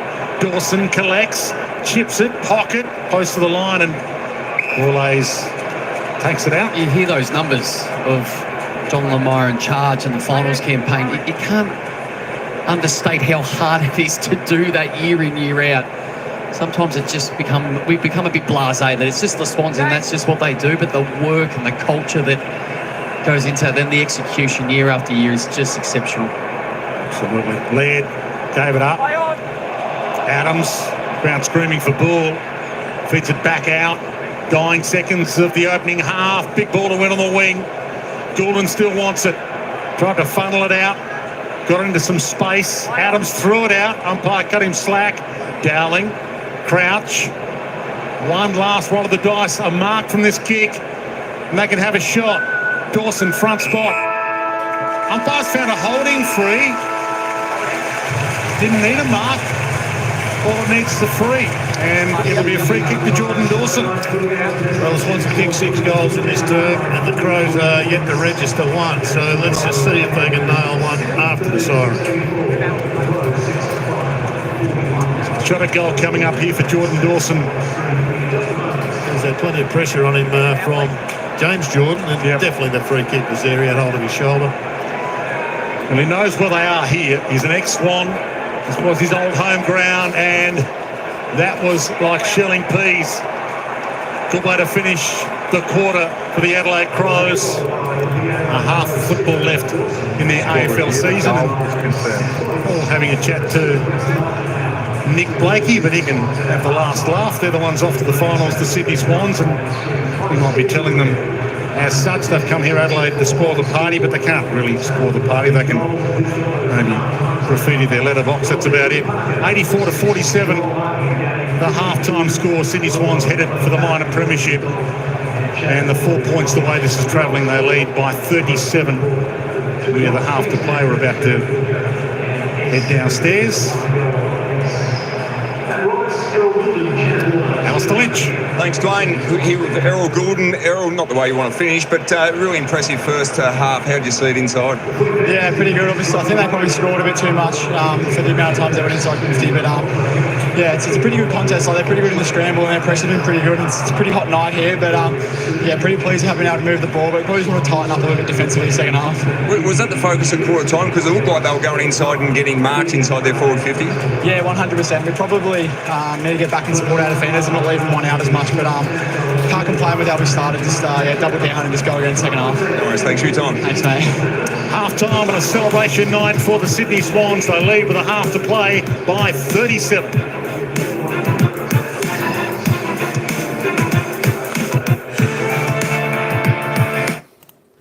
All right, we'll get back down to the commentators once they're back up. But it's Sydney Swans half-time, 13-6, 84 lead the Adelaide Crows 7-5, 47. We're a 37-point lead here, and of course, a well-needed goal after the siren for the Adelaide Crows there. Just to confirm, Harvey, yeah, Brisbane is winning at this stage. They're about to start the third quarter there in Brisbane, and Brisbane are leading 7 goals, 9-51 to Essendon 3-5, 23. So it looks like Brisbane have got that well and truly in control at the moment up to half-time there at the Gabba. So let's just have a little bit of a look at the live ladder for you there. With the live ladder, Brisbane will jump up into 5th spot, which is good news for Brisbane. Although they're not going to make the top 4, that should suffice to give them a home final if they end up 5th, which they will with a victory tonight. So there you go. That's good news for the Brisbane supporters. And of course, Sydney Swans, if they go on to victory, I'll end up a game or 2 clear and a fair bit of percentage. Only Port Adelaide GWS Giants are still yet to play after Geelong had their big win today. Sydney are doing it quite well. Really been impressed with the way Sydney are taking this game up to Adelaide tonight. They're playing with a lot of heart, a lot of passion, and it looks like they've got a little bit of that fight back in them, which they certainly need to. Of course, we all know finals just around the corner, and it's a whole different ball game. You've got to bring pressure in the final series when it comes, and Sydney are working that out tonight. They're getting that on board. This is definitely the best performance Sydney have put in quite some weeks, and certainly well needed at this time of the year going into the finals. Let's just have a quick look at the disposal getters. Let's see who's on the board as a leader here tonight. Matt Crouch there for Adelaide. He's going well with 22, 6 kicks, 16 handballs, a mark, a tackle, 4 clearances. Errol Goulden finally having a decent game.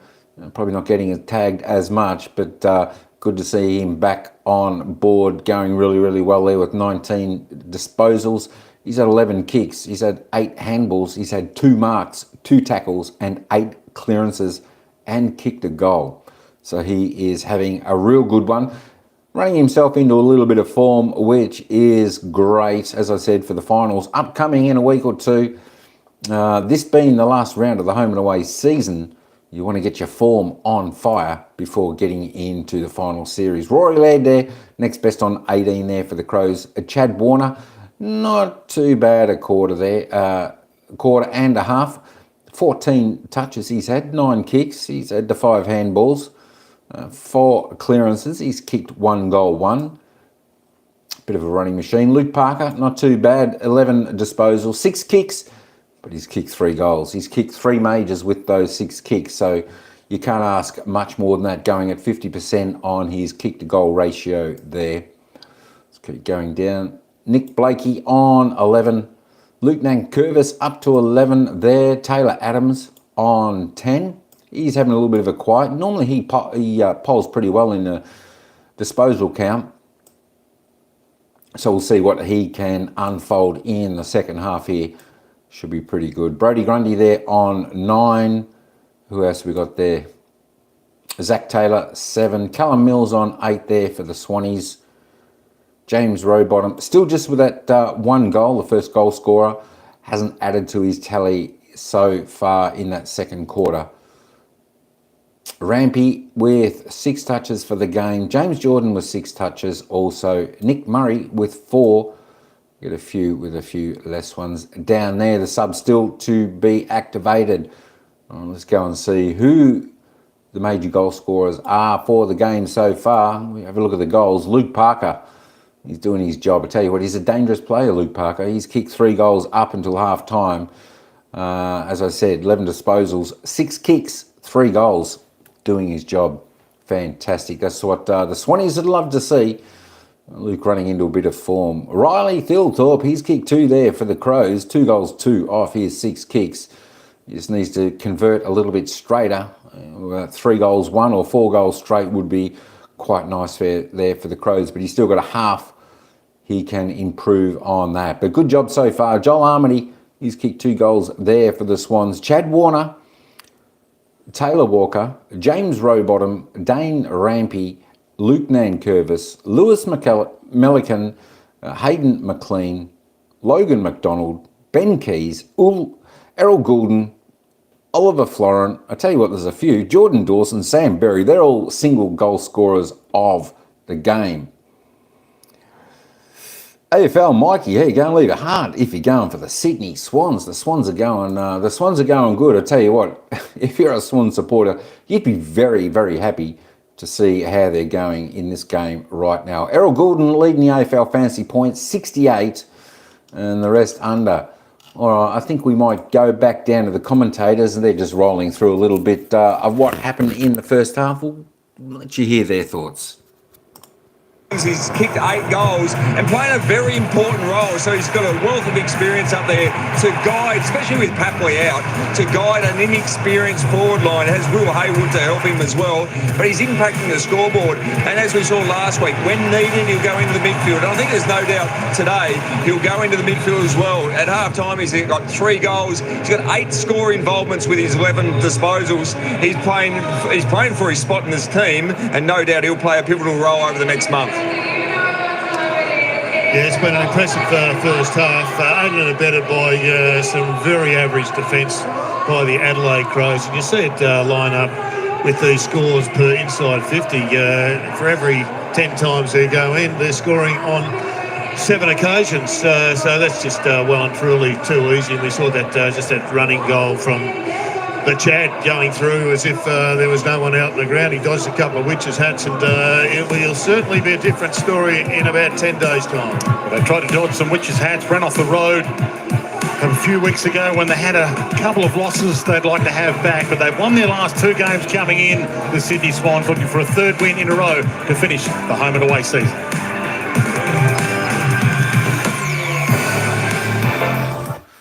All right, that was quick-lived by the commentators there. I'm sure they'll be back in not too far away. Let's just have a little bit of a look at the team stats up until half-time. Pretty even in disposals for both teams. 188, 181 to the Crows. Swans by 7. The kicks, 18 to the Swans. But the handballs, it's 11 to the Crows. So all pretty well tied up in that department. Inside 50s, both teams are getting plenty of opportunity. 27 times the Swans been inside, and they've scored 19 times. 19 times they've scored out of 27. That is just brilliant by the Swannies. And the Adelaide Crows, they've been inside their forward 50 26 times for 12 scoring shots. Not too bad. 7 goals 5, but 13 goals 6. And 27 inside 50s, that is efficiency, that is fantastic. And as you can see, the efficiency inside 50, 59%, well above their season average, about 20% up, the Swans tonight. The Crows, they're about 10% up, but the Swans are doing it well. Both on about 76% disposal efficiency around the ground, which is pretty good, which is what we like to see. Free kicks, and the umpires are paying a few out there tonight, aren't they? 22 free kicks in all. The hit-outs, the Crows, they're in front there by a dozen, 29 to 17. Clearances, 21 apiece. Even Stevens in that department. Centre clearances, Swans lead the way by 3, 10 to 7. Stoppage clearances, the Crows, 14 to 11 around the ground. Let's have a look at the contested possession. Uncontested possession, 1 the difference in the contested, 2 the difference in uncontested. So it's a pretty even game in disposal count, etc., what the players are doing, but just the class and the run of the Sydney Swans getting the job done tonight. The turnovers are pretty even, and I will say the turnovers are pretty low. There hasn't been too many. Look at that, 23 for the Swans, and their season average is 68. So that's normally around 34 to the half, so they're well under that, a little bit like Adelaide are pretty well under that by about 6 or 7 turnovers for the half, so they're doing really well. The Swans have been in possession most of the time of the match, 45%, and the Crows 38% for the time of the match, the last 10 minutes of that second quarter. 31-32, pretty even. They had the ball in their own hands. Marks, Swans a little bit better in the marking department by 5, but the inside 50 marks, well, that's where the Swans have got to improve a bit. They've only had 3. They're under their season's average of 11.5, whereas the Adelaide Crows, they're finding their targets well. 10 inside 50 marks, that's already season's average. So they're doing the good job there. They just need probably to hold up their defence a little bit more, the Crows, to stop this onslaught of Sydney. Contested marks 5-3. Sydney a couple stronger in the air.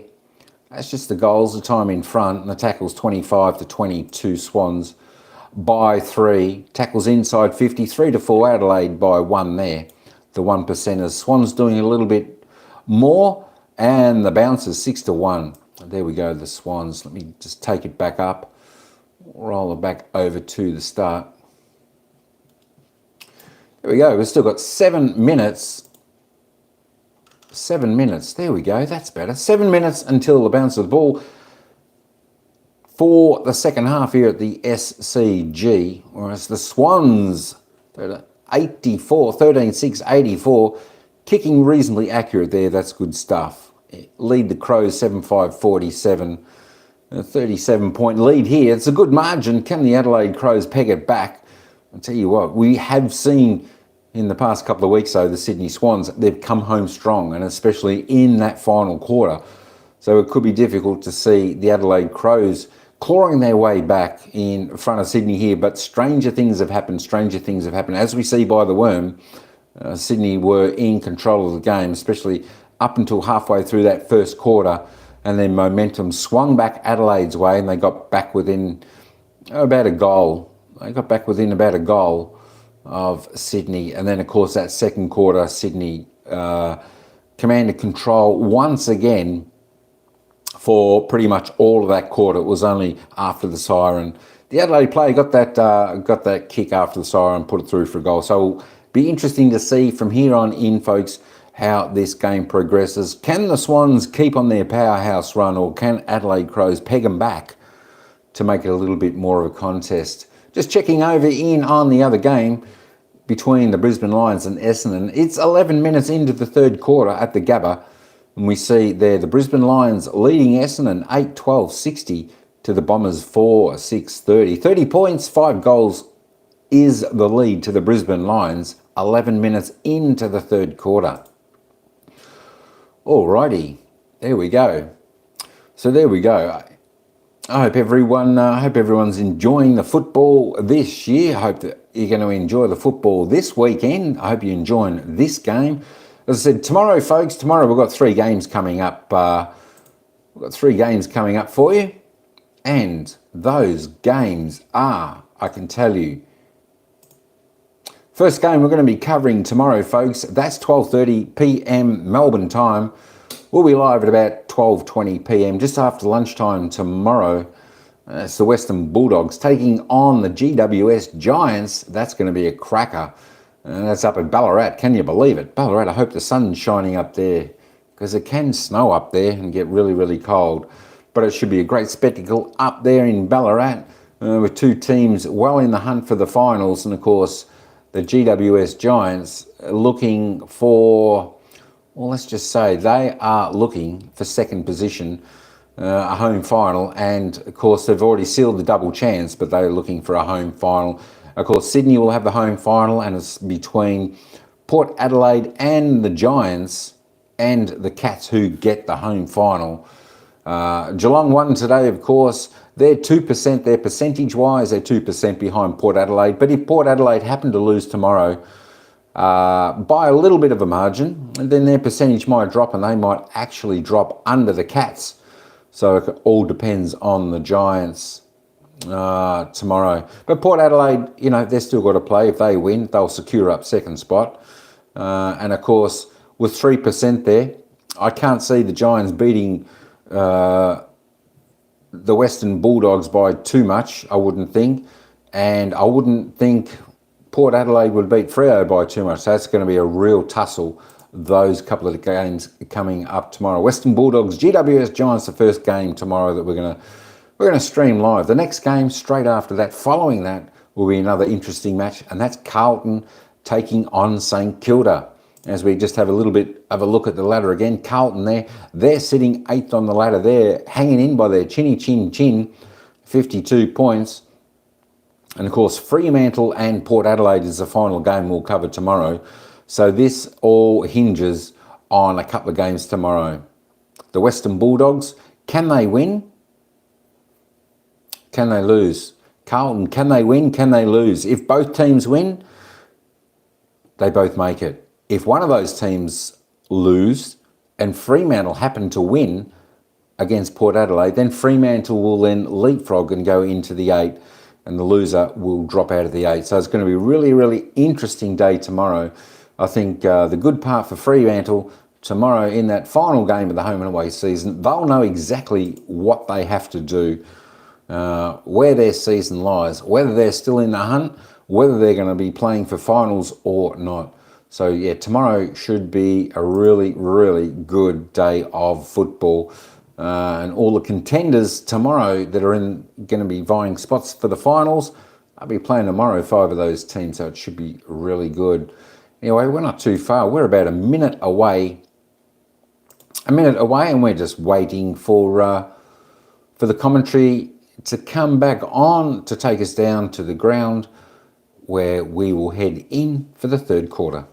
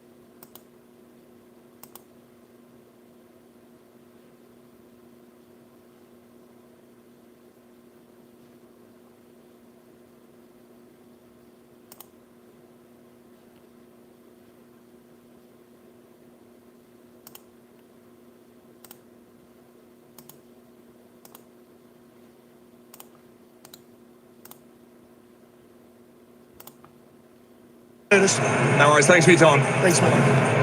Matthew Nicks, not sure he picked the wrong guy maybe to lock down as Florent takes the mark. That's the issue. It's okay to give a guy a task, but you've got to pick the right guy in the right moment that can do the task. And Gordon He's had having 19. a pretty enjoyable evening at the office. Yeah, so he had 10 in that second quarter. Whoever was on him wasn't doing his job. He's had 19 for the game, which is the most for anyone from the Sydney Swans.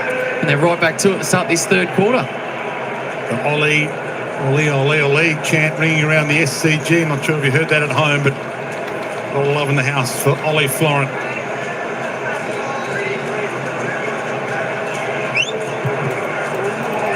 Now they'll drift across the face a little. Behind. And Matty Nicks just saying to Lynchy about the difficulty of stopping the Swans on turnover, which we'd highlighted before the game, an area they had to improve on. They've also only laid 22 tackles. Yep. The Crows, so they can't find them or lay a glove on them. There's a few times we've seen Swans defenders punch the ball away, and for mine, they've just got to be taking the marks and just have confidence. People talk and just go for it anyway, but that's just an opportunity. With his left leg, that's going straight back to the top of the goal square if he takes that mark.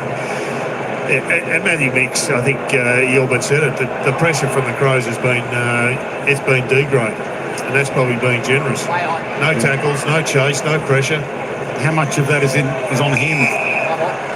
Well, it's always on the coach, Glenn. As Matty Nix is finding out, it's always on the coach. 5th season for Matty Nix, yet to make finals. 18th, 15th, 14th, 10th last year, and now it'll be a 15th placed finish this year. Roberts. Every time you look at the picture, it does look like there's more Swans in there. Keys feeds it on. Berry. Not a big night yet for Fogarty. Gets and goes here, sends it long. He's got Walker or Thilthorpe. Held it low enough, surely. And he is at least giving it everything he's got. Riley Thilthorpe. Again, one of the tall forwards just sneaking away from the Swans' defence. And he essentially took that without any pressure. This for his third 2-2 so far tonight. Sydney Swans with 13 goals to half-time. They're the highest scoring team in the comp this year. The Sydney Swans isn't always the case with the minor premiers. Thilthorpe can't deliver. That won't pay the bills. 2 goals, 3. And we've seen that with a number of teams this year. Inaccurate kicking has cost them.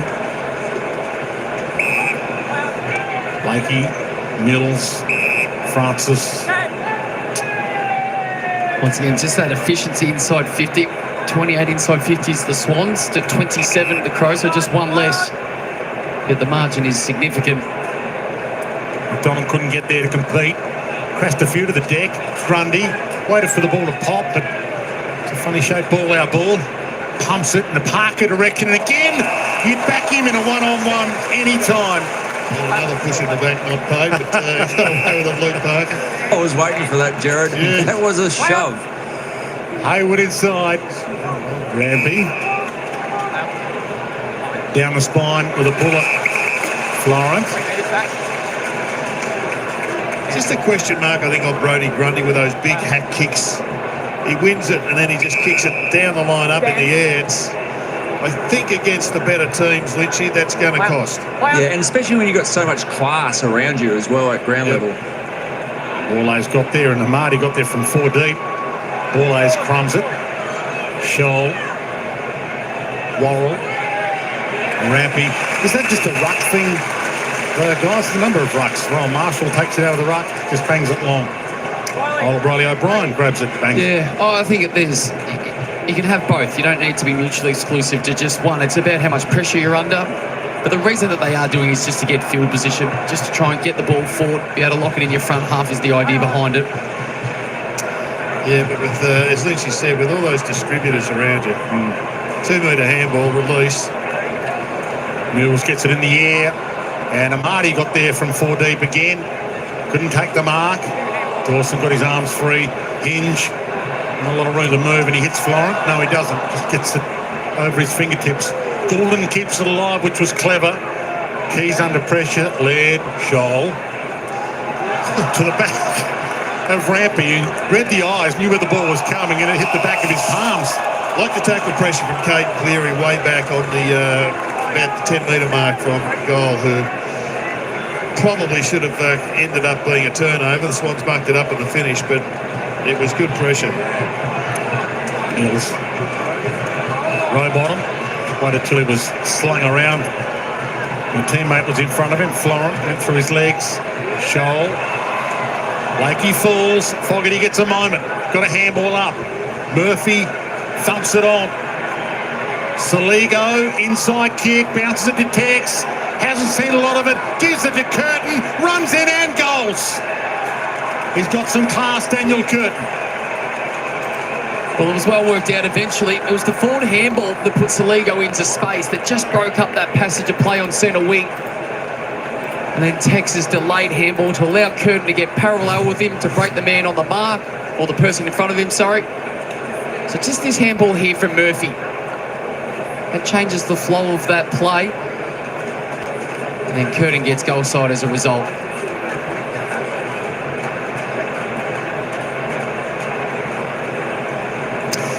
Aaron Francis got himself caught between guarding space and guarding Tex. You can just see there he was really in no man's land. If he would have had the ball kicked over his head, he had to go to Tex. He had another deep forward, another deep defender covering the goals, and they're just being caught.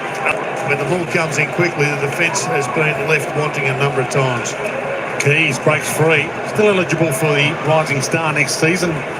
Daniel Curtin, this is just game 7 for the 19-year-old, so a big chance to win it next year. They're pick 8 in 2023. He's 197 centimetres, Dwayno. He's played some midfield time as well. You spoke about, could he be the next version of the Patrick Cripps humongous midfielder? Every chance. Look at that pressure that James Jordan's putting into Jordan Dawson. He does not get any easy kicks at the moment. Adams, a little roll up McDonald. The dexterity, went and got it. Ball lays. Dawson.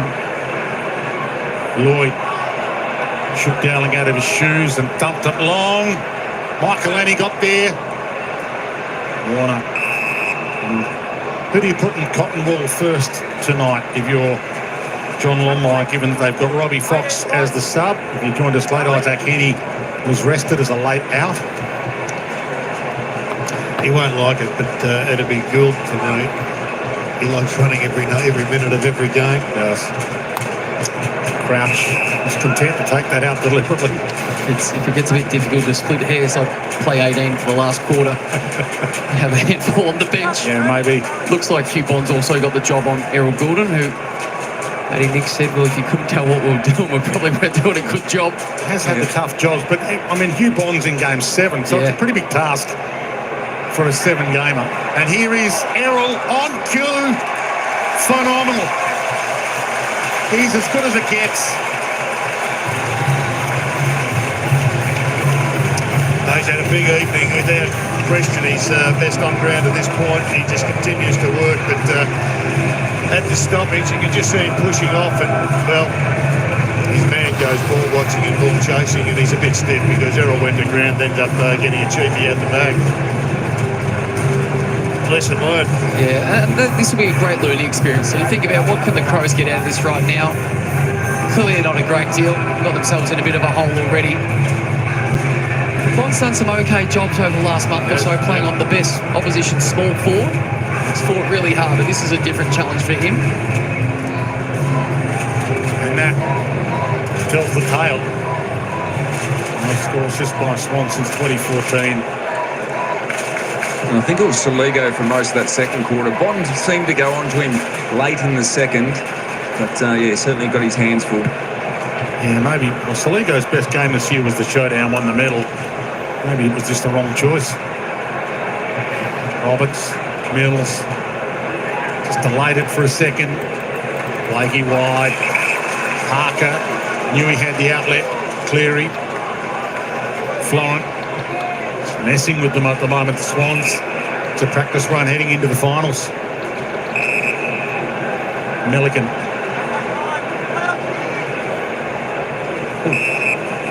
Juggle from Harry. They play this kicking game, which they do so well. Warner. Roberts. They love it in his hands. And he blasts it. It's a low hang time kick. Matt Roberts has got Mills. I want the corridor. And now Braden Campbell. Again with one of those low hang time kicks. Delightful to Adams. Braden Campbell. And this one's a short one as well to Errol. Back to Florent.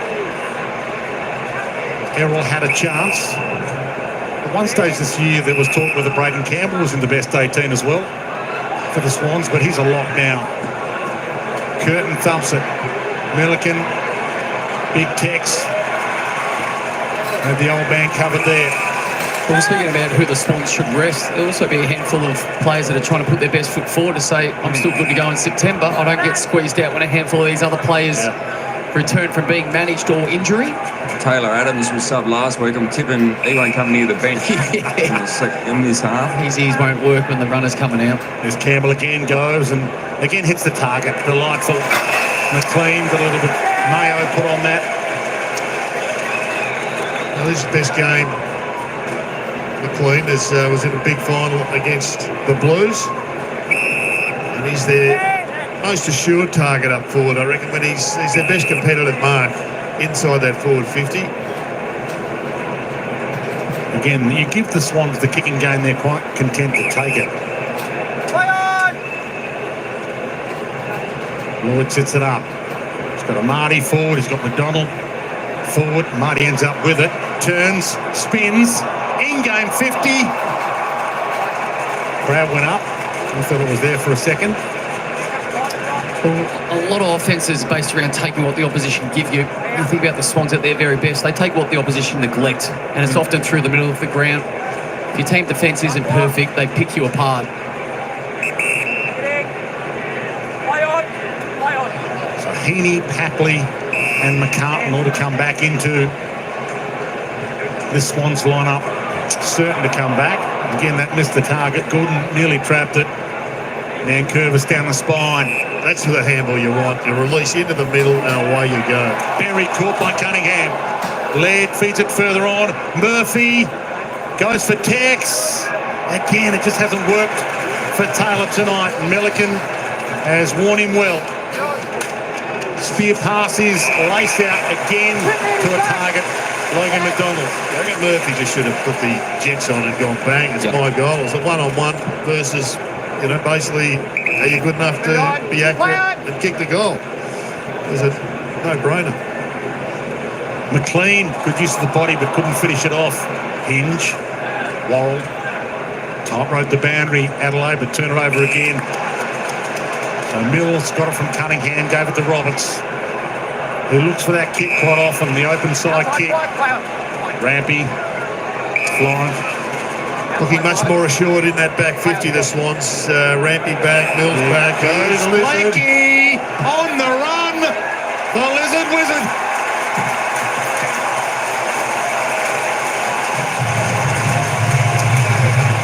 Good combination there from defensive 50. I mean, they were horrible against Collingwood in the back 30. They just looked as if they'd lost all confidence. And they need a little bit of assurity and a couple of experienced guns, the captain and the former captain back in. And here he comes. Mills off the back flank, Del. He's tracking this Nick Blakey come through the middle of the ground, just trying to find that overlap handball. Misses the first one. Misses the second, but because of his work rate, still gets in front of the football.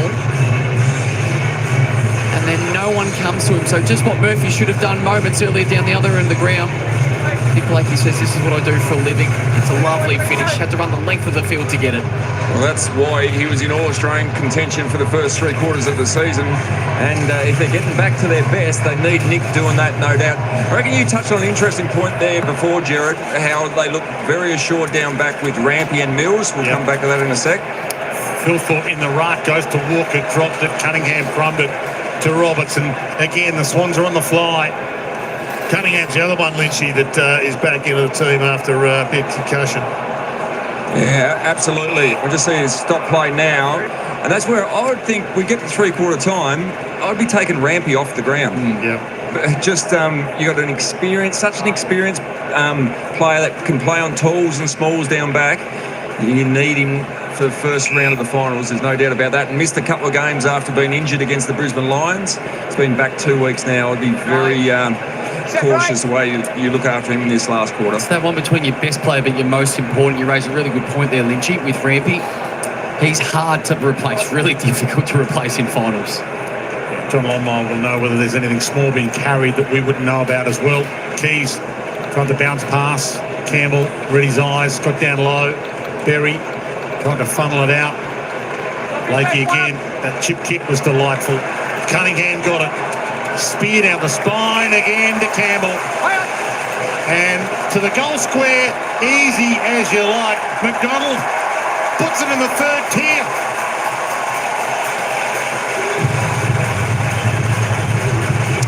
He doesn't power running, this young bloke. That's why he's always seemingly fatigued, but he is up and down the ground. This is just a good get.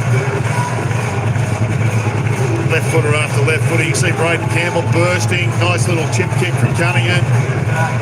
And on the offside, we can't see it, but he's just running 150 metres or 100 metres at least to get that one. Nice for Bunnings build up for Logan McDonald to finish it off, and they're around to 50 points. Yeah, nice for the Swans to get over 100 points. Haven't done that for 6 weeks. So that team offence just coming back. You could just see how quickly they were to get forward. As soon as it looked like they were going to win it, they were off to the races. They're having some fun, the Swans. Win tonight confirms the minor premiership. And here goes Warner. A bounce. Puts him in his wake and puts it onto the chest of Hayward. That's the kind of thing Chad Warner can do. He can just carve you up in a second. Not sure Chad ever has a normal possession. He always wants to push off. He's going to get some Brownlow votes as well. He's had a big night. All Australian certainty, Chad Warner. And now, Will Hayward. Just a couple to that side tonight. He put the muzzle in, Dwayne. Needs to get that out of the system in round 24. South Australians would know him pretty well. Kicked 9 goals in a Sandford under-18 prelim, followed by 4 goals in a grand final win. It got him up the draft order to pick 21 when the Swans took him in 2016. There's been talk that he'd go home, but not many leave the Swans. What a great club they are. Worrell down the line. Francis with the big fist. Dowling little fumble, and now the Swans are in again. Campbell. Rowbottom. Jordan. Not many leave and plenty love to come. Jordan, one of those who's come and might end up being part of a flag. Wide ball. Murray. Rowbottom, and he's seen it out. And mentioned John Longmire missed finals 2 times in 14 years. This is the 14th year that he's been coached. But the Swans, in general, as a club, have missed the finals only 5 times in 29 years. 29 years in a row. They've been pretty much in contention other than 5 moments where they've dropped out of the finals. They just keep on keeping on, this great club. And no wonder too many people tend to worry about what they've got on offer academy-wise and the drawing power of the club the Sydney Swans are. Since Ron Barassi finished up in 95, they've defied gravity. Just 3 coaches, Rodney Eade, Paul Roos and John Longmire. Stability as well to go with it all. Jordan feeds it out. McLean, good wrap-around tackle on Lloyd. Well, it's hard to get fired if you're the senior coach if you're playing finals every year as well. Exactly. You've got to be pretty stiff if you get squeezed out. They're incredible numbers. Well, it's a competition designed to stop you from defying gravity, but the Swans have certainly done that. McLean, Berry, almost Warner threw out a leg there. Floats. Blakey back with the flight. Good to see him showing that, even though they've got this game and everything sewed up. The umpire just asked Chad, don't put your leg up like that. He was just advising him, don't do that. I thought he was sticking his leg out to try and smother the ball as he was getting faked. I didn't think initially it was a tripping action, but I appreciate the umpire giving the heads up. The coaching from the umpires as well. I don't really like, but on this occasion, we don't want to see anyone like Chad Warner missing games. Saligo got caught and Blakey picked him off. And off he runs. He wanted the 1-2, but he was bumped. He still gets the 1-2-3. Flicks it again. Will he get it back for a 4th time? Florin. Blakey's run on. Still a chance to get this. McDonald looks in. Gave it back. Florin all the way back to half back, and they can start again. Francis. That's how you can end up with negative metres gained. Mills.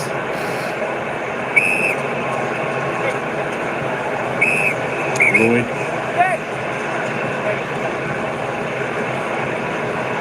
Warner. Just casually. He was looking where he wanted to go. As he collected the ball, sent it to the midfield knowing he had the options. And Francis straight down the staples. Hayward spins it around his body. That might be the preferred manner. didn't get the bounce he was after. Borlase got back. Just toying with them, the Sydney Swans. It's not the biggest ground in the world, but they're forcing the Crows to defend the whole width. Chasing from side to side, haven't laid a glove on them. Just up to 32 tackles. Nearly an hour and a half of football.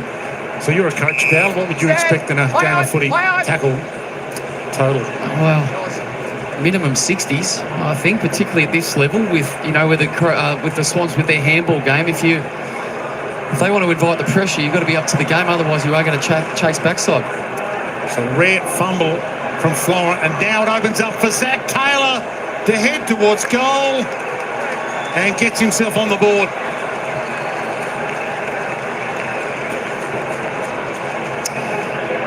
Well, good finish from Zach Taylor, aided and abetted by a little fumble, but there's been too many options up in that forward line in this term. And Ollie Florent, he hasn't done much wrong today. He's had a really good game. But on that occasion, just left the door open. They've gone inside forward 50 just 6 times in this term for a couple of goals.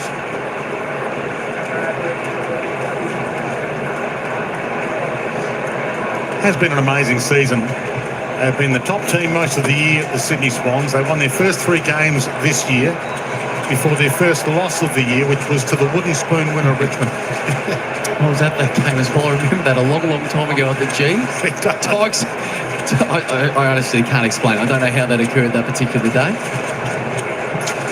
I suppose if you want to mention the elephant in the room, that was at the MCG, and the Swans have lost their last 3 grand finals at the MCG, so they've got that one to overcome. Grundy, after a 6-6-6 indiscretion to Rowbottom, who backpedals. And he launches, pushes, shoves, players are gone down, and Curvis to Shoal. He dances the back pocket, spears it, and it'll be coming back with interest. Blakey's within range. Now you might as well go back and have a shot. If you're a Crows fan and you're watching and you think your side's put the cue in the rack, well, I think you're on the money. They've only had 67 possessions in this term to 95, inside 50s, 6-12.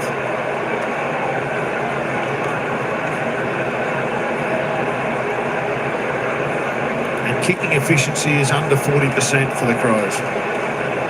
Opens it up. Heads toward goal. Cold-blooded from the Lizard. It's such a vital component going into finals footy. If the Lizard's playing well, the Swans are generally playing well. He had a little spell, as all of his teammates did, where he lost his confidence, made some bad errors, particularly in that early part of the game against Collingwood. But he's had, in total, he's just been a master as the Wizard across the half-back line, and recency bias hopefully doesn't impact him, because his first 15 or 16 games and his last 2 or 3 have been absolutely magnificent. Plays tall, but kills them small as well. And he's such a, I mean, he could easily play on a wing or half forward where he started, but he can look after it tall and then just slaughter them on the way out. Getting a lesson here at the Adelaide Crows, getting shown where they're at. Soligo pumps it long, and Francis got back and dropped it. Trouble in paradise now. He's got some friends. And is that deliberate? And he got away with it. He does some strange things sometimes, Dane Rampy. Particularly around goalposts. Yeah. That's right. He had a few moments a few years ago, didn't he, Dane Rampy? Yeah. Ultra reliable, as Lynchy mentioned before, so pivotal to their team defence, but also just the way they structure up the organisation from behind the football. He might play game 250 on grand final day as well. Scholl opens it up. Philthorpe got there. Got 2 hands on it. Didn't complete it. Yeah, just watching that immediate instinctive reaction from Brodie Grundy. It is to kick the ball every time he gets it around a stoppage. And then he pulled his little kick there trying to think, no, I've got to get it to a player in a better position. And so it's a work in progress. Keys. Guess what? He's hit the post but he actually hit the post this time. They're behind. This bloke's had a stack of kicks. Obviously, he's kicking the ball out. But he's had another pretty impressive numbers game. Blakey takes his time. That's too easy. Hayward back to Blakey. Cleary muscled out of it. Murray got the handball up. Swans have got a little bit of a wall, but they pick their way through it. Curtin turns. He hits the target, Keys. With fights on. Don't expect anything else from Ben Keys. He finished second in Adelaide's goal kicking this year. Turnover to Roberts. That's disposal number 25 for Roberts. 18 kicks, which you'd like to see for someone that used the ball so well. He's had a sneaky, very good 6 weeks, actually. Yeah. When the Swans have been struggling, across half-back, he's been racking up some big numbers as well and using the ball well. Sort of gets missed a bit because of all the other elite plays in the team as well. He's flown under the radar. Rowbottom did brilliantly there to Hayward. Chips it, and Park's good enough to beat 3. Throw. Didn't beat them all. Adelaide quickly on the rebound, allowed to play onto advantage. I'm just sure they really wanted to initially. Keys kept it low. Skims it wide. And Errol Goulden, speaking of kickers, vying for the most kicks in the AFL this year for the season with Dane Zorko. So it's going to be up there with winning that little title. Means not a lot, but Get a medal for that one. I'm not sure you do, but The golden boot. he's one of those that doesn't do as much kicking in as some of those that are up there in that number. So there's a bit of argument as to whether they should count those kickings from full back. It looks like the Adelaide Crows have gone with the sub. Josh Worrell has been subbed out. So into the game goes Chase Jones. And on that, yeah, they shouldn't count the kickouts on the stats. They adjust that at some stage in the coming year, or in the coming months. Cleary goes down low, flings it out. Crouch. Oh, he zigged when he should have zagged. Front, he didn't buy it. It's good pressure from the big ruckman late in the game.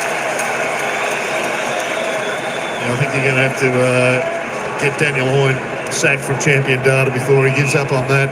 And we heard that argument many times. Oh, he put Rampy under the hammer there.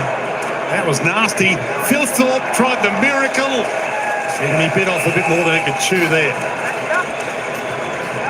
Brodie Grundy's got a little bit of work to do with his execution and skills and decision making in the fortnight they'll have off. After hearing Jared say he needs to handle his smaller plays, he's trying to be a little bit too creative now. Marty got there, couldn't take the mark. Ball knocked towards Jones, the sub just on. Gets himself a touch to Crouch. Well, some of the players with the Swans have got those low hang time kicks. They sizzle through the air. Grundy's tend to sit up a little, or the rucks kicks tend to sit up a little, but that low hang time kick is a specialty with some of the Swans. Cleary. He's been impressive, Lynchy, young Cleary. He's not a big possession winner, but he looks comfortable. Saligo breaks away. Sorry, Lynchy. Phil Thorpe shrugged the tackle, got it up. Saligo tried it for the 1-2. Over to you, Alistair. Absolutely, Jared. He's building a case. I mean, it's going to be hard because Papley's got to come back into that side, no doubt. But just his smother in that first quarter set a standard that he's ready to go when called on. He could get smother of the week, that. 49 points. Swans would be happy with this. No injuries so far. A quarter to negotiate until they can head into finals from top spot. Jordan lays the tackle. Seconds roll down. Siren about to sound. The crowd got their money's worth tonight too so far. Three-quarter time at the SCG. Final round of the AFL season. The final game of the season for the Adelaide Crows, and they've got 1 quarter to play. We'll see if they spend every ticket they've got. Great to have your company wherever you might be watching. It'll be fantastic to have your company for the AFLW as well. Opening game of the season coming away. Sydney up against Collingwood.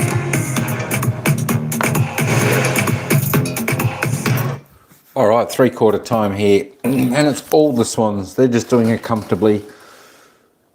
What more can you say, folks? What more can you say? 17-10, 112, Adelaide 99-63. 49-point leaders here going into the final quarter.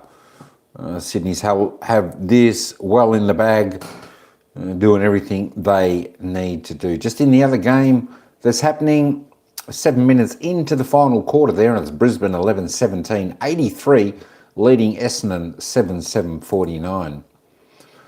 All right, let's hope we can see a little bit better final quarter and give it one last almighty boost for the Crows before they see their season out. It's Matty Roberts on top for the Swans with 27 possessions. He loves to kick, 20 kicks, 7 handballs, 6 marks, 3 tackles and a clearance. Doing a great job there. Matty Crouch, best for Adelaide. Always racks up the possessions. 25 he has tonight. Good man. Errol Goulden up to 22. Roy Laird, 22. Nick Blakey's having a cracker of a game, 20. Tell you what, he's got some run. The Lizard, they call him. The Lizard, 16 kicks. He's kicked 2 goals, 4 marks, 7 marks, 4 handballs, 1 tackle. Chad Warner, how you going, son? He's up to 18. That's not too bad. That's not too bad. He was, he was a little bit quiet in that quarter, but I'm sure he'll have a good quarter. Although they don't need to do too much in this last quarter. They just need to get through the game injury-free, and the Swans will be a happy team over there. Ben Keys there with 18. Sam Berry with 18. Cunningham with 17. Saligo with 16. Worrell with 15. Who else have we got? Lukey Parker, 14 after a good opening first term. Brodie Grundy up to 14. Taylor Adams up to 13. Lockie Scholl up to 12. Rampy, he's just sitting on 10 there. He's kicked a goal from his 7 kicks. He's doing all right. Joel Armani on 7. Don't forget, we've got Isaac Heaney to come back into the team for the Sydney Swans. And, of course, Papley. So they are 2 guns that are going to come back in for the finals for Sydney and add a lot more class about them. Just a leading goal scorer, still Luke Parker with 3. Riley Thilthorpe with 2 with Logan McDonald. Errol Goulden and Nick Blakey, Joel Armani, all each of 2 goals. Leading the way. Fantasy points, the only one over 100 is Matty Roberts. He's up to 105 at the moment, up to 3/4 time. Well, just over 2 minutes to go until we get stuck into the final quarter here between Sydney and the Adelaide Crows. So I'm going to say welcome into Ebony B. How you going? Welcome in. Ryan, g'day Squire, welcome in. Nicky Young, how you going, Squire? AFL Mikey, Harvey, Joel's Choice, Good Sister, Bad Sister, Helen Murphy, Shane Harris, Viva Footy, J-Mar.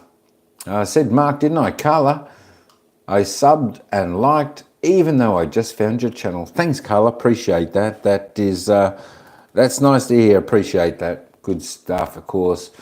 Lizelle, Willie Vlog, good stuff, good to have you aboard. And of course, Adrian, thanks, champ, for coming on over. Good to see you. Good to see you. All right, where are we? We are not too far away. We're about a minute and a half away from the start of the final quarter. Just waiting for the commentators to come back to take us into the final quarter as we wrap this game up. 30 minutes left for the Adelaide Crows season. That's what they've got to look forward to. Can they show a bit of pride and get back in this game? Anyway, we're going to head back down to the ground with a minute to go, and we'll let the commentators take back over as it's the Sydney Swans by 49 points. 3 in perfect conditions here in front of their home fans of the SCG as we head downstairs to Alistair Lynch. Thanks, Dwayne, and the Sydney Swans certainly back in very good form tonight. And it's been their ball movement. We spoke in that third quarter about Nick Blakey leading the way off half-back. They've been able to score from their defensive half, which has been an issue for the Adelaide Crows all year. Obviously, one of the real strengths for the Sydney Swans. So far today, 8-4, 52, so they're second highest of the year. And this is what it looks like. Now, we know that teams stop them from getting into the corridor and put pressure on and make it slow ball movement and force them long going down the line. This hasn't been the case tonight, and it has been an issue for Adelaide, especially in recent weeks.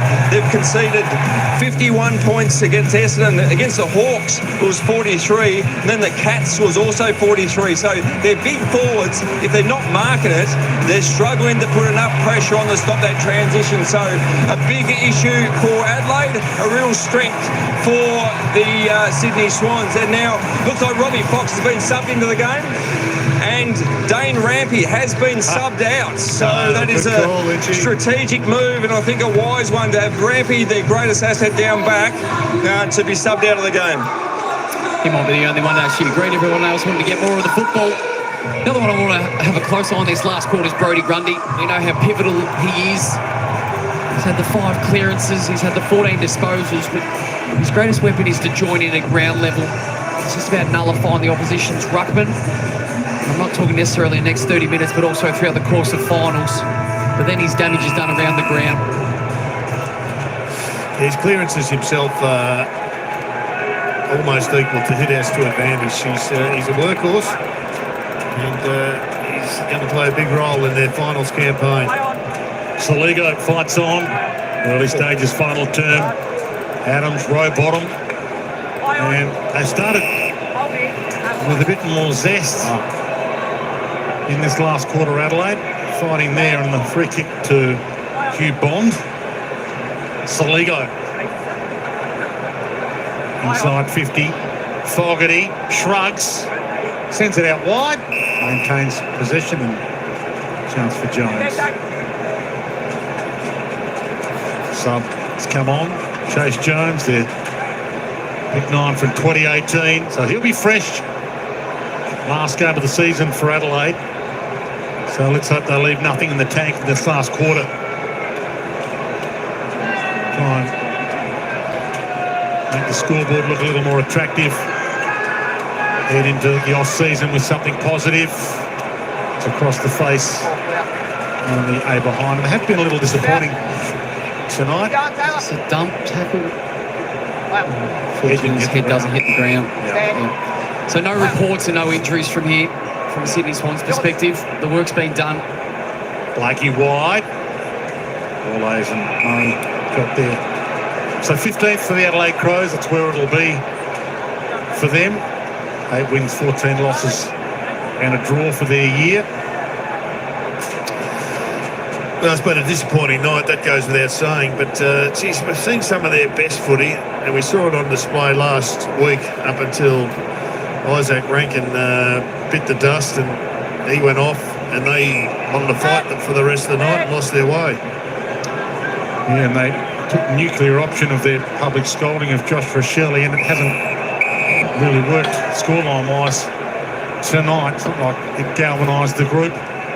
Matthew Nick's some work to do, obviously, over the summer. And we saw Hugh Bond being tackled a few minutes ago. He's been taken off and been assessed by the doctor now. Thanks for that, Richie. And the slam down. Fly hands. Parker. Adams. Nicely across goal, Francis.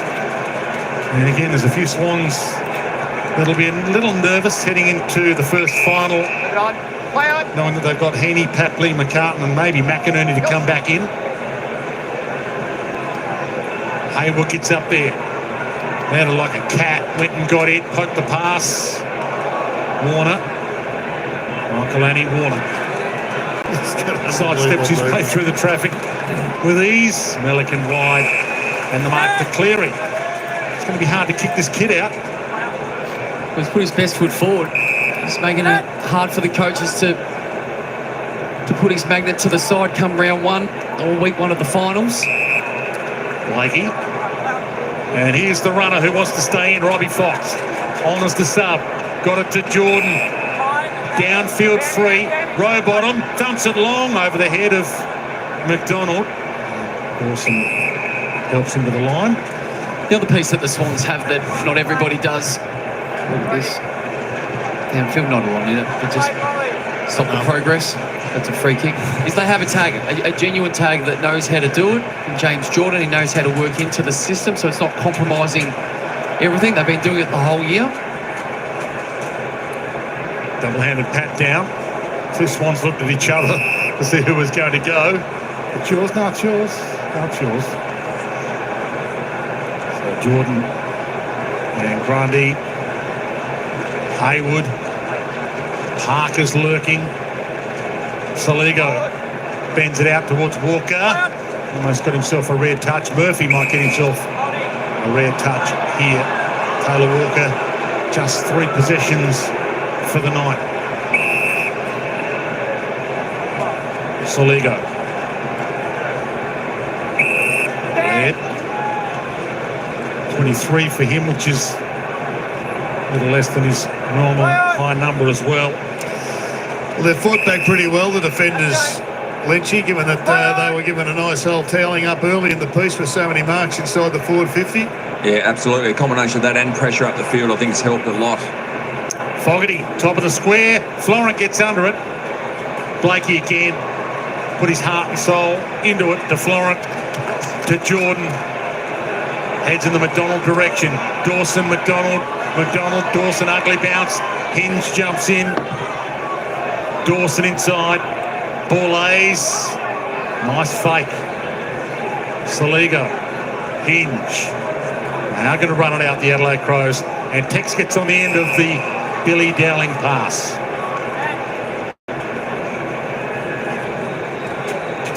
So it's 41 inside 50s for the game for the Crows, which is 1 more than the Sydney Swans, believe that or not. Tex hasn't had his biggest night. And also, Darcy Fogarty hasn't really threatened much at all. It's been all through Riley Thilthorpe presenting through limited opportunities. 1 goal from 2 kicks so far tonight for Taylor Walker. 28 goals, 20 for the season. To make it 29, slots it.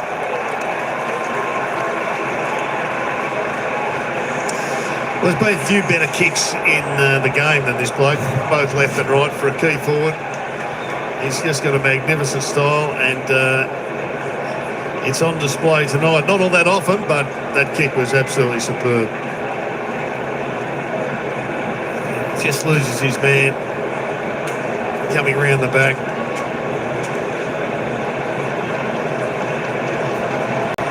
And slots the goal nicely. What do you expect here from Sydney, given that they've got top spots sewn up, got finals on their agenda, but they've still got 15 minutes and 13 seconds to negotiate? I think we're going to see a bit of kick-to-kick Yeah, work. I think some wise decisions. High possession. And the slam down. That may be a chance for the Crows to kick 3 or 4 in a row. Blakey goes up, double fister. Got to get past the Lizard, though. Yeah, the Lizard's has been phenomenal. It's a fun watch as well, the Lizard. Although the Lizard is a little there. Jones. Murphy. Heads out wide. So we'll see what Campbell wants to do here with possession footy. Normally hits a target, does again. Roberts. He feeds it back to the Lizard. He's not done. Puts it out in front. Gordon resting forward. There's a good move. Bounce pass. Does he want it back? McDonald. Jordan. Cunningham. Jordan. Gordon was there for the handoff. Goes to the hot spot. Michael Annie put it to grass. Borlays. Nankervis. Out of trouble, but mainly will be coming back. Francis. Roberts. And you were spot on, guys. A bit of possession footy. Yeah. And the Lizard slips it to Parker. Yeah, just cue on the rack. Just maintain possession. Nothing silly. Aaron Francis is he's an amazing player in many ways. Like, his best is really good, and yet he can't find his way into the team. He was a high draft pick early, came into support. We all know his story, but It was a pick 6 in 2016. I've seen him play some good footy, and I've seen him do some, incredibly good things, and yet he just can't nail that same spot. Parker sees that drift. And he's a big unit too. He's probably the tallest of the Swans defenders.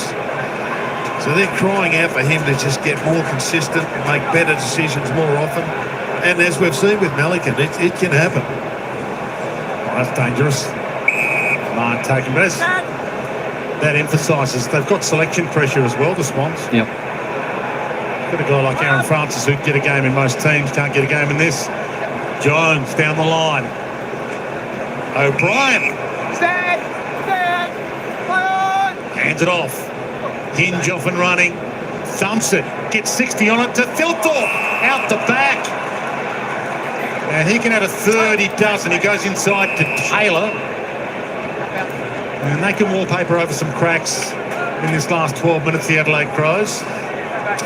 It's interesting watching Melican there. He was more interested in talking to the umpire and trying to work out the mark situation. And Thilthorpe took advantage of that, centered the ball, eases up with a nice easy shot. It's messy, that whole change of the rule.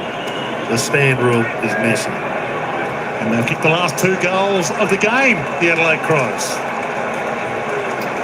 So I think from a Crows perspective, in the last month to 6 weeks, Rolly Thilthorpe's reintroduction to AFL football, the way that he's worked in with the other key forwards. Here's that bit you were speaking about, Jared. So Melican's having a chat right now. Yeah. And while he's having a chat, Thilthorpe's already kicked the ball into the middle of the ground.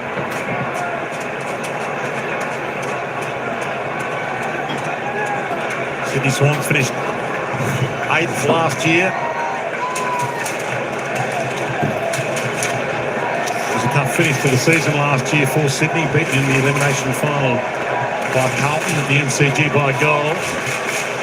So much on offer for them coming up in September. Thilthorpe has a sit down. 2 goals, 3 for his night. Could have gone for home there, but passed it off.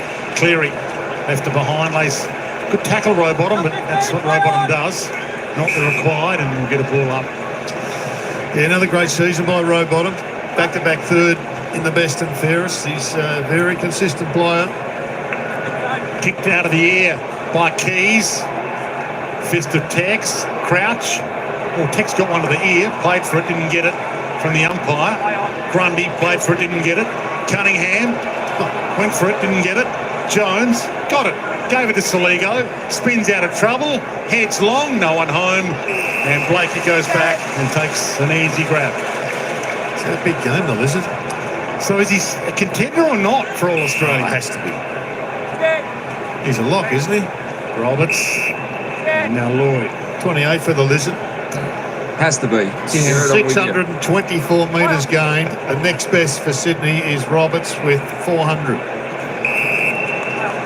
And he's entertaining. Yeah, There's no one else in the comp that springs to mind instantly that would have had a better year off the halfback flank than Nick Blakey. It's obvious. And the organised chaos when he runs. It's not watching a rabbit trying to cross a freeway. You know how it might end, but you still barrack for the rabbit. Wide ball, off hands. Bond got there. Dawson. Dowling. I reckon the Great Zorko's the other one. Yeah. Got a Lizard on one and a Magician on the other. That'd be nice. I like it. You're not a selector anymore, Jared, which is disappointing. Marty comes down. Oh, drop. He's not a selector, Dwayne, but he's got some influence still. Don't worry about that. Always has had and always will have. Campbell.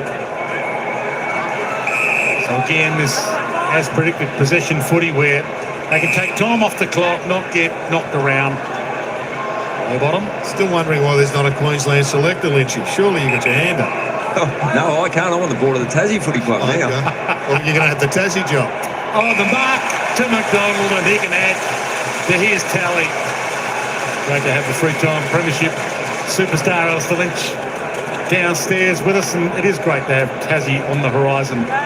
19th team in the comp. It's a truly national comp, and as we mentioned earlier, 2 Sydney teams could be 1 and 2 heading into this year's final series. The wave going at the G. Yeah.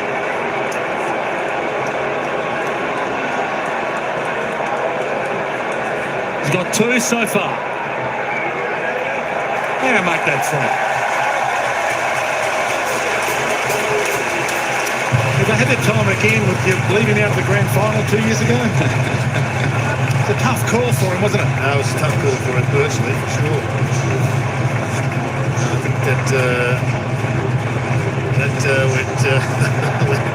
Reed went bad in the game when Reed's was a premiership player in his own right, but and he'd had such a fantastic season, Reed. It was a real shame that he got injured late. They dragged him back, obviously quadricep, I think, muscle injury.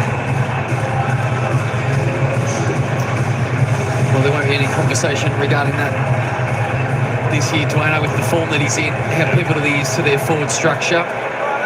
John Lemire and that coaching staff are going to have some tough decisions in a fortnight's time to say who's in their best team, who's their fit team. I prefer that than the opposite. Well, I might recall that. Seconds off the clock, probably a win for Sydney anyway. Crowds enjoyed it tonight. Celebration night for Sydney. Minor premiership confirmed. Rowbottom to Parker, who doesn't know anything other than putting his head in the hole. Amati, there'll be a little party for Amati, given game 50 tonight. We've got a couple of weeks until their first final. Phil Thorpe. Little nudge. Taylor stripped. Good tackle. And he needed a couple of good games, Mills, just to get his confidence right, get the confidence in the body. He struggled early when he came back into the side, but yeah, no, he's had a really good week. Yeah, so he's had a couple of back-to-back weeks, but you're right. Game 6 only for the season, so he needed to get his hands on the ball, as does, no doubt, Robbie Fox. Gets a touch. Blakey gets another touch. Alan Mills again. That's disposal number 24. Blakey up to 31, as is Roberts. All those halfback flankers just waxing. Ollie Florent. This is good practice anyway for the scenario where you're 2 goal up with 3 minutes left. Francis. McLean's in there. Dawson had the fly. Borlays. Laird.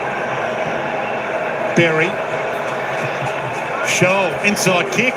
Hit the spot. Taylor couldn't mark it. Great handle there from Mills. And Lloyd out wide. What does Hayward want to do? He turns. There's Greengrass ahead. Hits his target, Warner. Is there one more for Chad? He pumps it long. Good option. Amani gets back onto it. Takes on Murray. Still a chance. Murray caught. Michael Lenny can't rush it. He knew it. Worked his way through it okay. So they're the marks that Amati just... Another 50 games, he's 100% going to take that mark. If he didn't have the experience, talent, whatever you want to call it, to body his opponent out and take what should have been just a basic chest marker in the hands more preferably, but the big boy gets an opportunity here.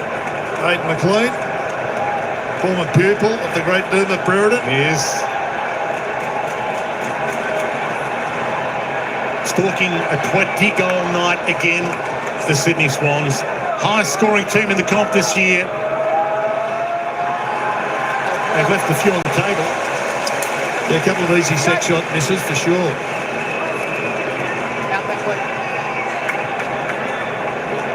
Keep going. And the final 6 minutes and 45 in the season for Adelaide. And the captain had to watch his old team playing finals again.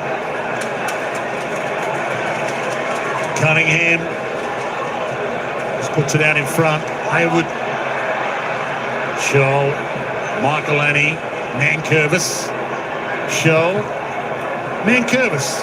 Phil Thorpe stands under it. Scholl from the kick that he sent to half back and gets another touch in this string of possession, but he was cooked. Put it out of play. He got his best effort that time to keep the ball in. Coach not overly happy with it. He's just waiting for the siren. So Matthew Nix. Swans are being cruel to be kind here. It's almost a death by 1,000 cuts for Matthew Nix right now. Watching this transpire in the dying minutes. McLean got there to palm it down. McDonald clever. Row bottom. Half a flick. McLean Cunningham. Jordan to the pocket to Amati. There's that one. Both hands to it, no push free. A few boos from the Swans fans. It was a fake from Michelle.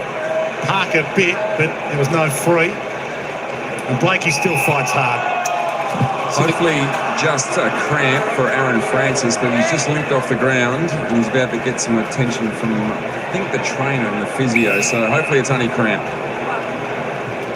The Crows scored 39 points in that first quarter. It was all open and free running. They've scored 37 since that. And Curvis to Taylor. And they've struggled to really threaten, to be honest, but they've had 2 more inside 50s than what the Swans have, the 47 to 45. And that's where the Swans have launched so many of their attacks. So they've just fed off that, got back, outnumbered, intercepted, and charged the light brigade. And the Crows have played into that system.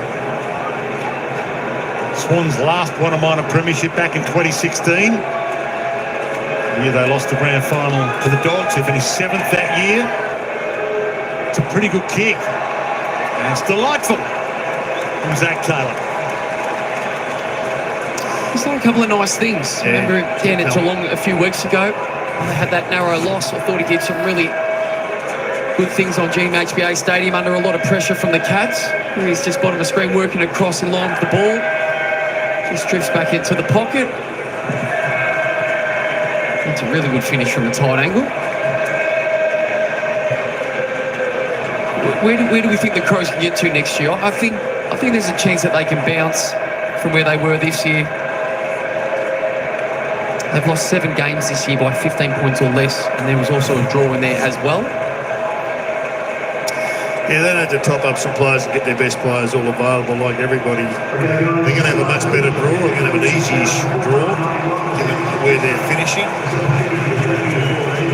But you can see there how they've dropped off in a number of attacking areas.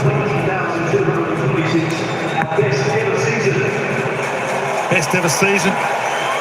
Rings around the SCG, and they've been, the fans here, treated again tonight. Phil Thorpe to line up. Yeah, they haven't been I suppose there's been a few disappointing teams this year. The Gold Coast might be arguably the most disappointing of the lot in some people's eyes, given what their expectation was. They won an 11th game today, the Gold Coast, but it is a statistical anomaly. It's a bit like me saying cut my pizza in 6 slices because I can't eat 8.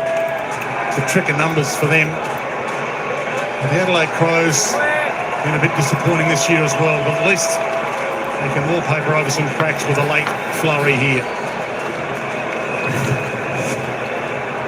So another centre square bounce, clearance and goal as a result. Just a quick kick out. Lloyd McDonald going back to centre half back to play on Phil Thorpe. He's kicked his 3rd of the night. He's had 6 scoring shots, 3 goals, 3. So another step forward for this man who's just making his way and still really inexperienced in regards to his footy journey. Just game number 53 tonight. And only a handful this year. That's a good sign for next year. Another pre-season under the belt. Keep his body healthy.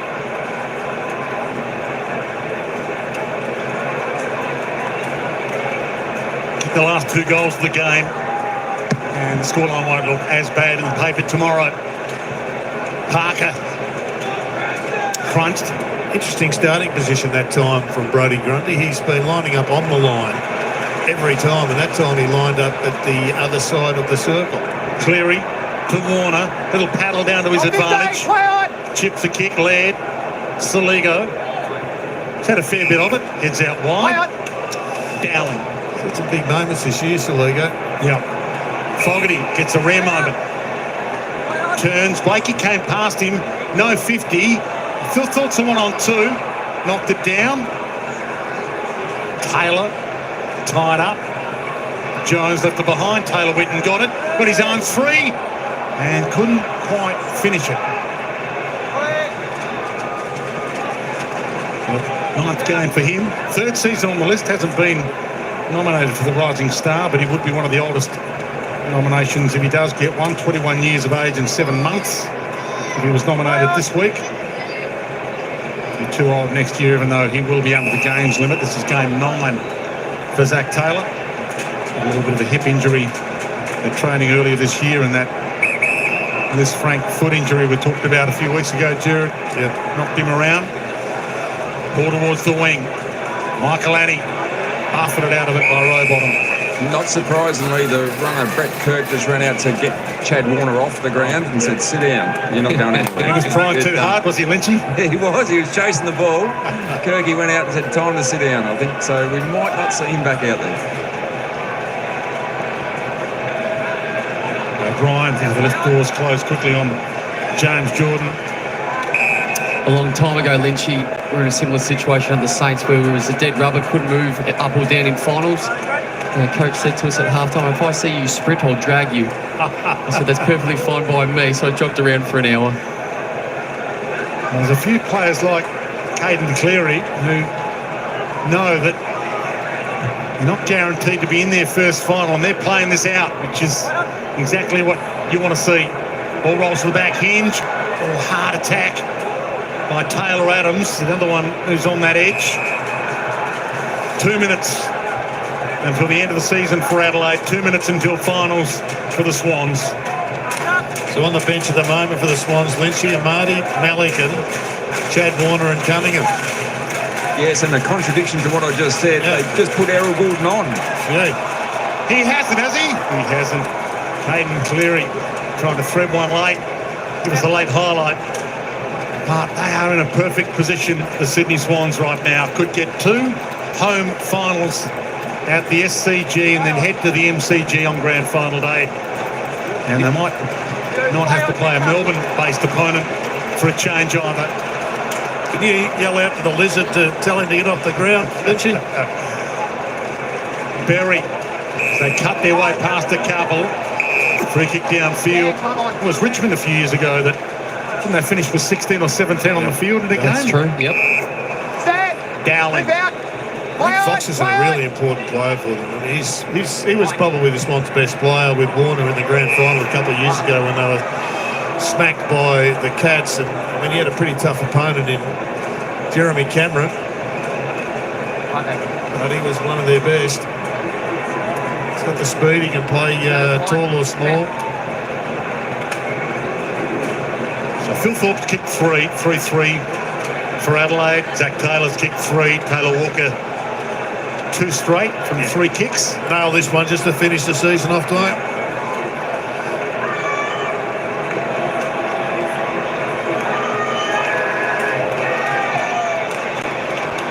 Across the face.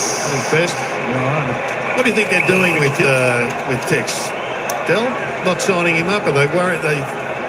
Is there a question mark? If they get Lukosius, is there a question mark? I wouldn't have thought. No, I still think he plays a pivotal role.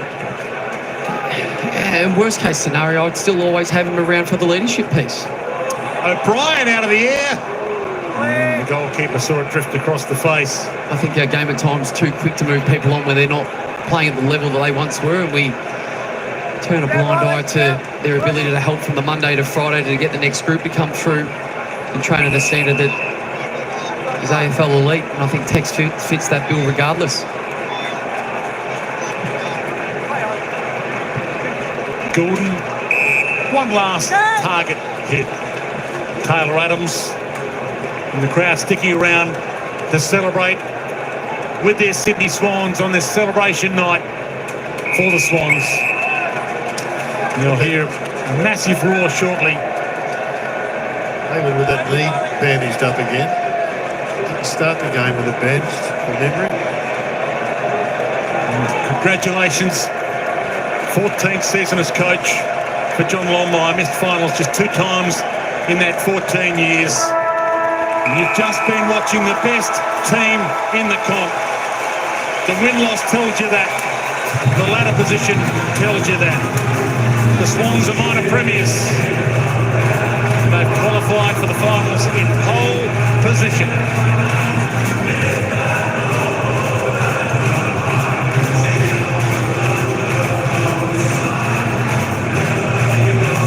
(18-13, 121 to 13-12, 90. They did what they had to do.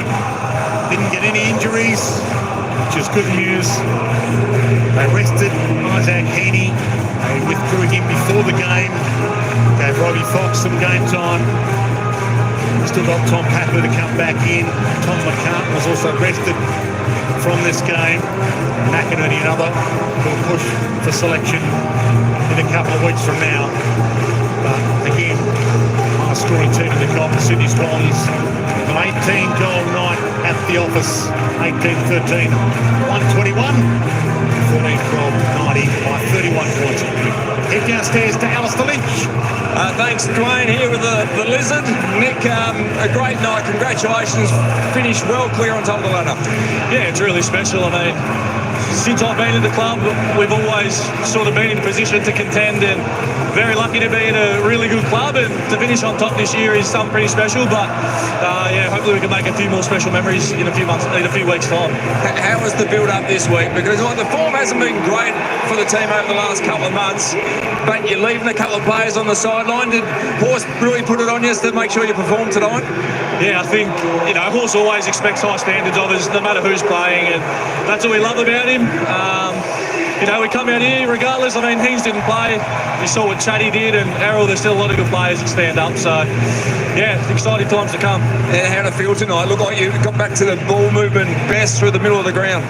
Yeah, I think we got back to our football. Adelaide are a really good high-pressure team, and we started to run and play to our strengths and worry a bit more about us and what we can do. And, yeah, the boys played pretty well, and we'll still have to take it up a notch next week, but in 2 weeks' time. But yeah, it's pleasing signs. And a bit of a clinic from yourself, 32 on a couple of snags. You mentioned before, a couple of cheapies late, was it? Yeah, a couple of garbage time cheapies at the back end, but the boys are playing very well. And when we get scrubby ball coming into our D50, it makes our job a hell of a lot easier. So yeah, I'm just the benefit of my teammates' work, and they're doing very well. I reckon they benefit a bit from you as well. What's the plan when you take off half back, give one short? What's next? Well, we've got absolutely no idea what's going through my head. I shanked a few going inside 50, but the boys give me great confidence just to keep running and doing my thing, and yeah, I love playing with these boys. Congratulations on the season so far and your game tonight. Good luck for the finals. Thanks, Lynchy. Cheers. Thanks, mate. Nick Blakey, what a fun watch. What a fun watch the Sydney Swans are. And as well I mentioned earlier, Swans have missed the finals only 5 times in the last 29 years. A phenomenal football club. You've been part of the footy club, Jared. It's an amazing club when you look at it. Well, Rodney Eade was welcomed back to the Hall of Fame a couple of Thursday nights ago, and there was a record of achievement that was very different to that between the end of the war and Rodney Eade starting. They played in 5 final series. Rodney Eade played in 6 or 7 out of 8, so it turned around in a hurry when Rocket gave it some stability along with Richard Collis, etc. But they've just continued on to learn from their mistakes and continue to build. Let's head back down and celebrate some more. Alistair Lynch. Millsy, we're just hearing from a very proud Sydney Swans commentator in the box. You must be very proud of what the team's put together tonight and over the course of the home and away season. Yeah, I am, Lynchy. It's been an awesome achievement. We've played pretty well this year, and to wrap that up was really nice. But now the real deal starts. And it would have seemed like a long road for you over the course of the season. Good to get back in playing and get some great form under your belt.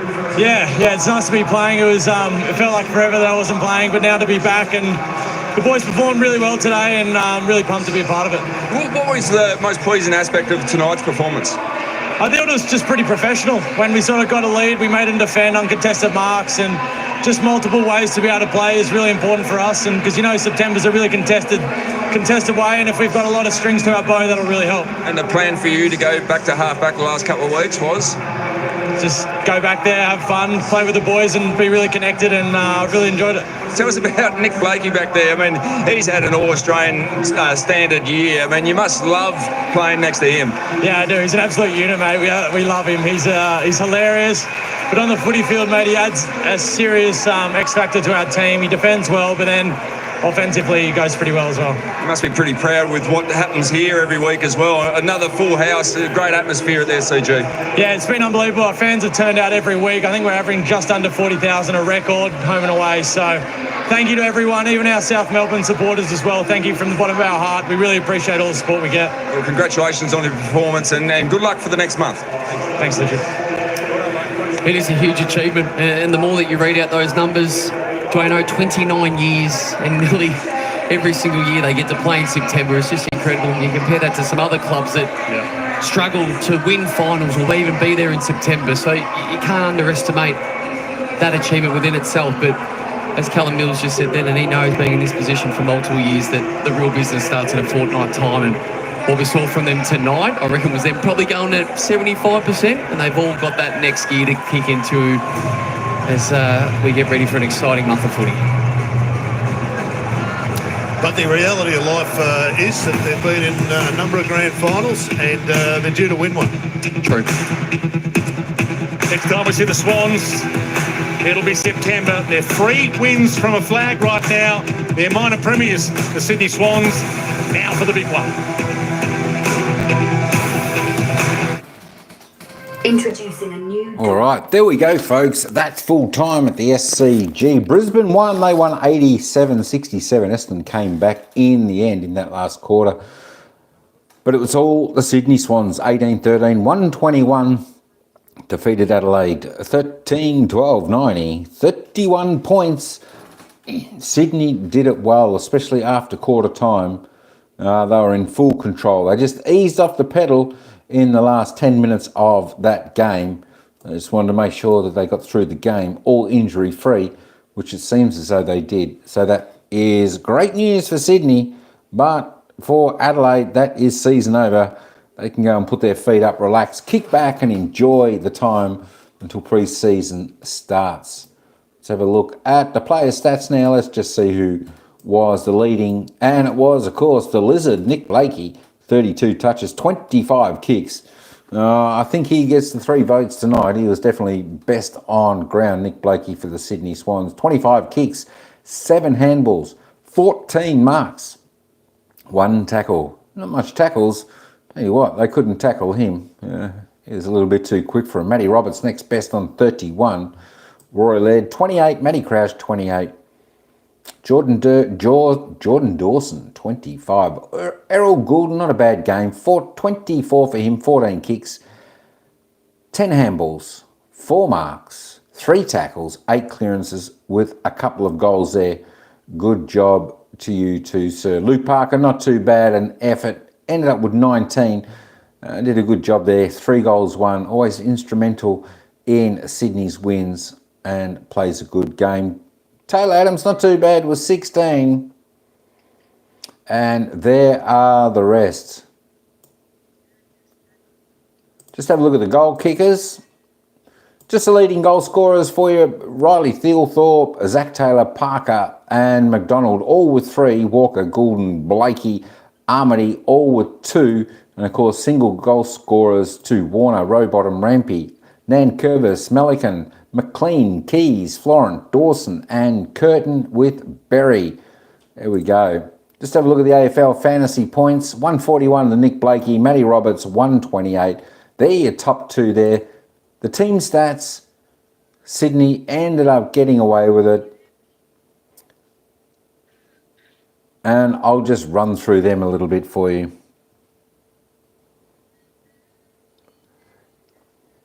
Free kicks 13-19, 6 in favour of the Crows.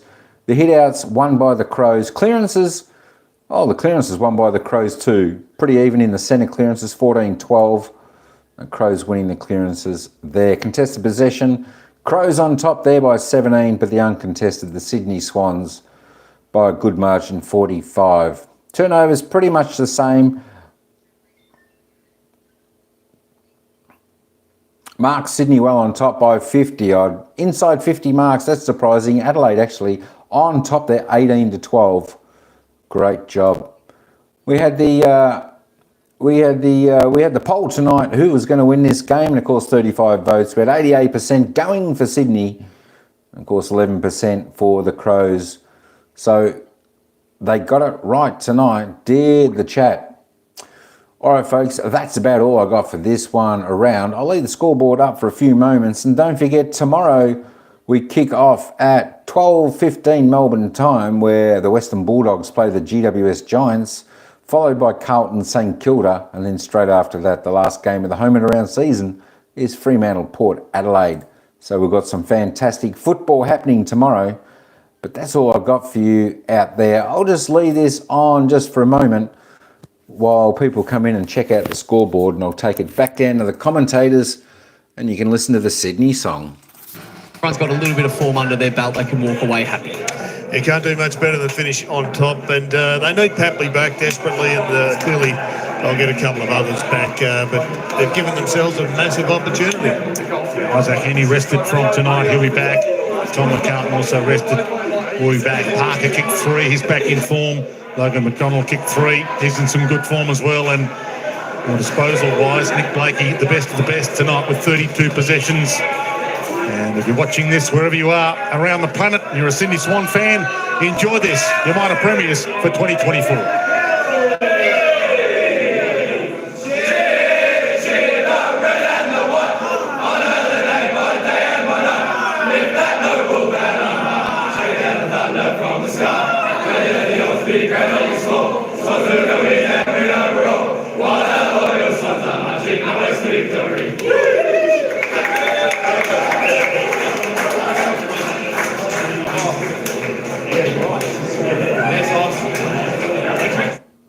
Oh, all my friends are talking about this show.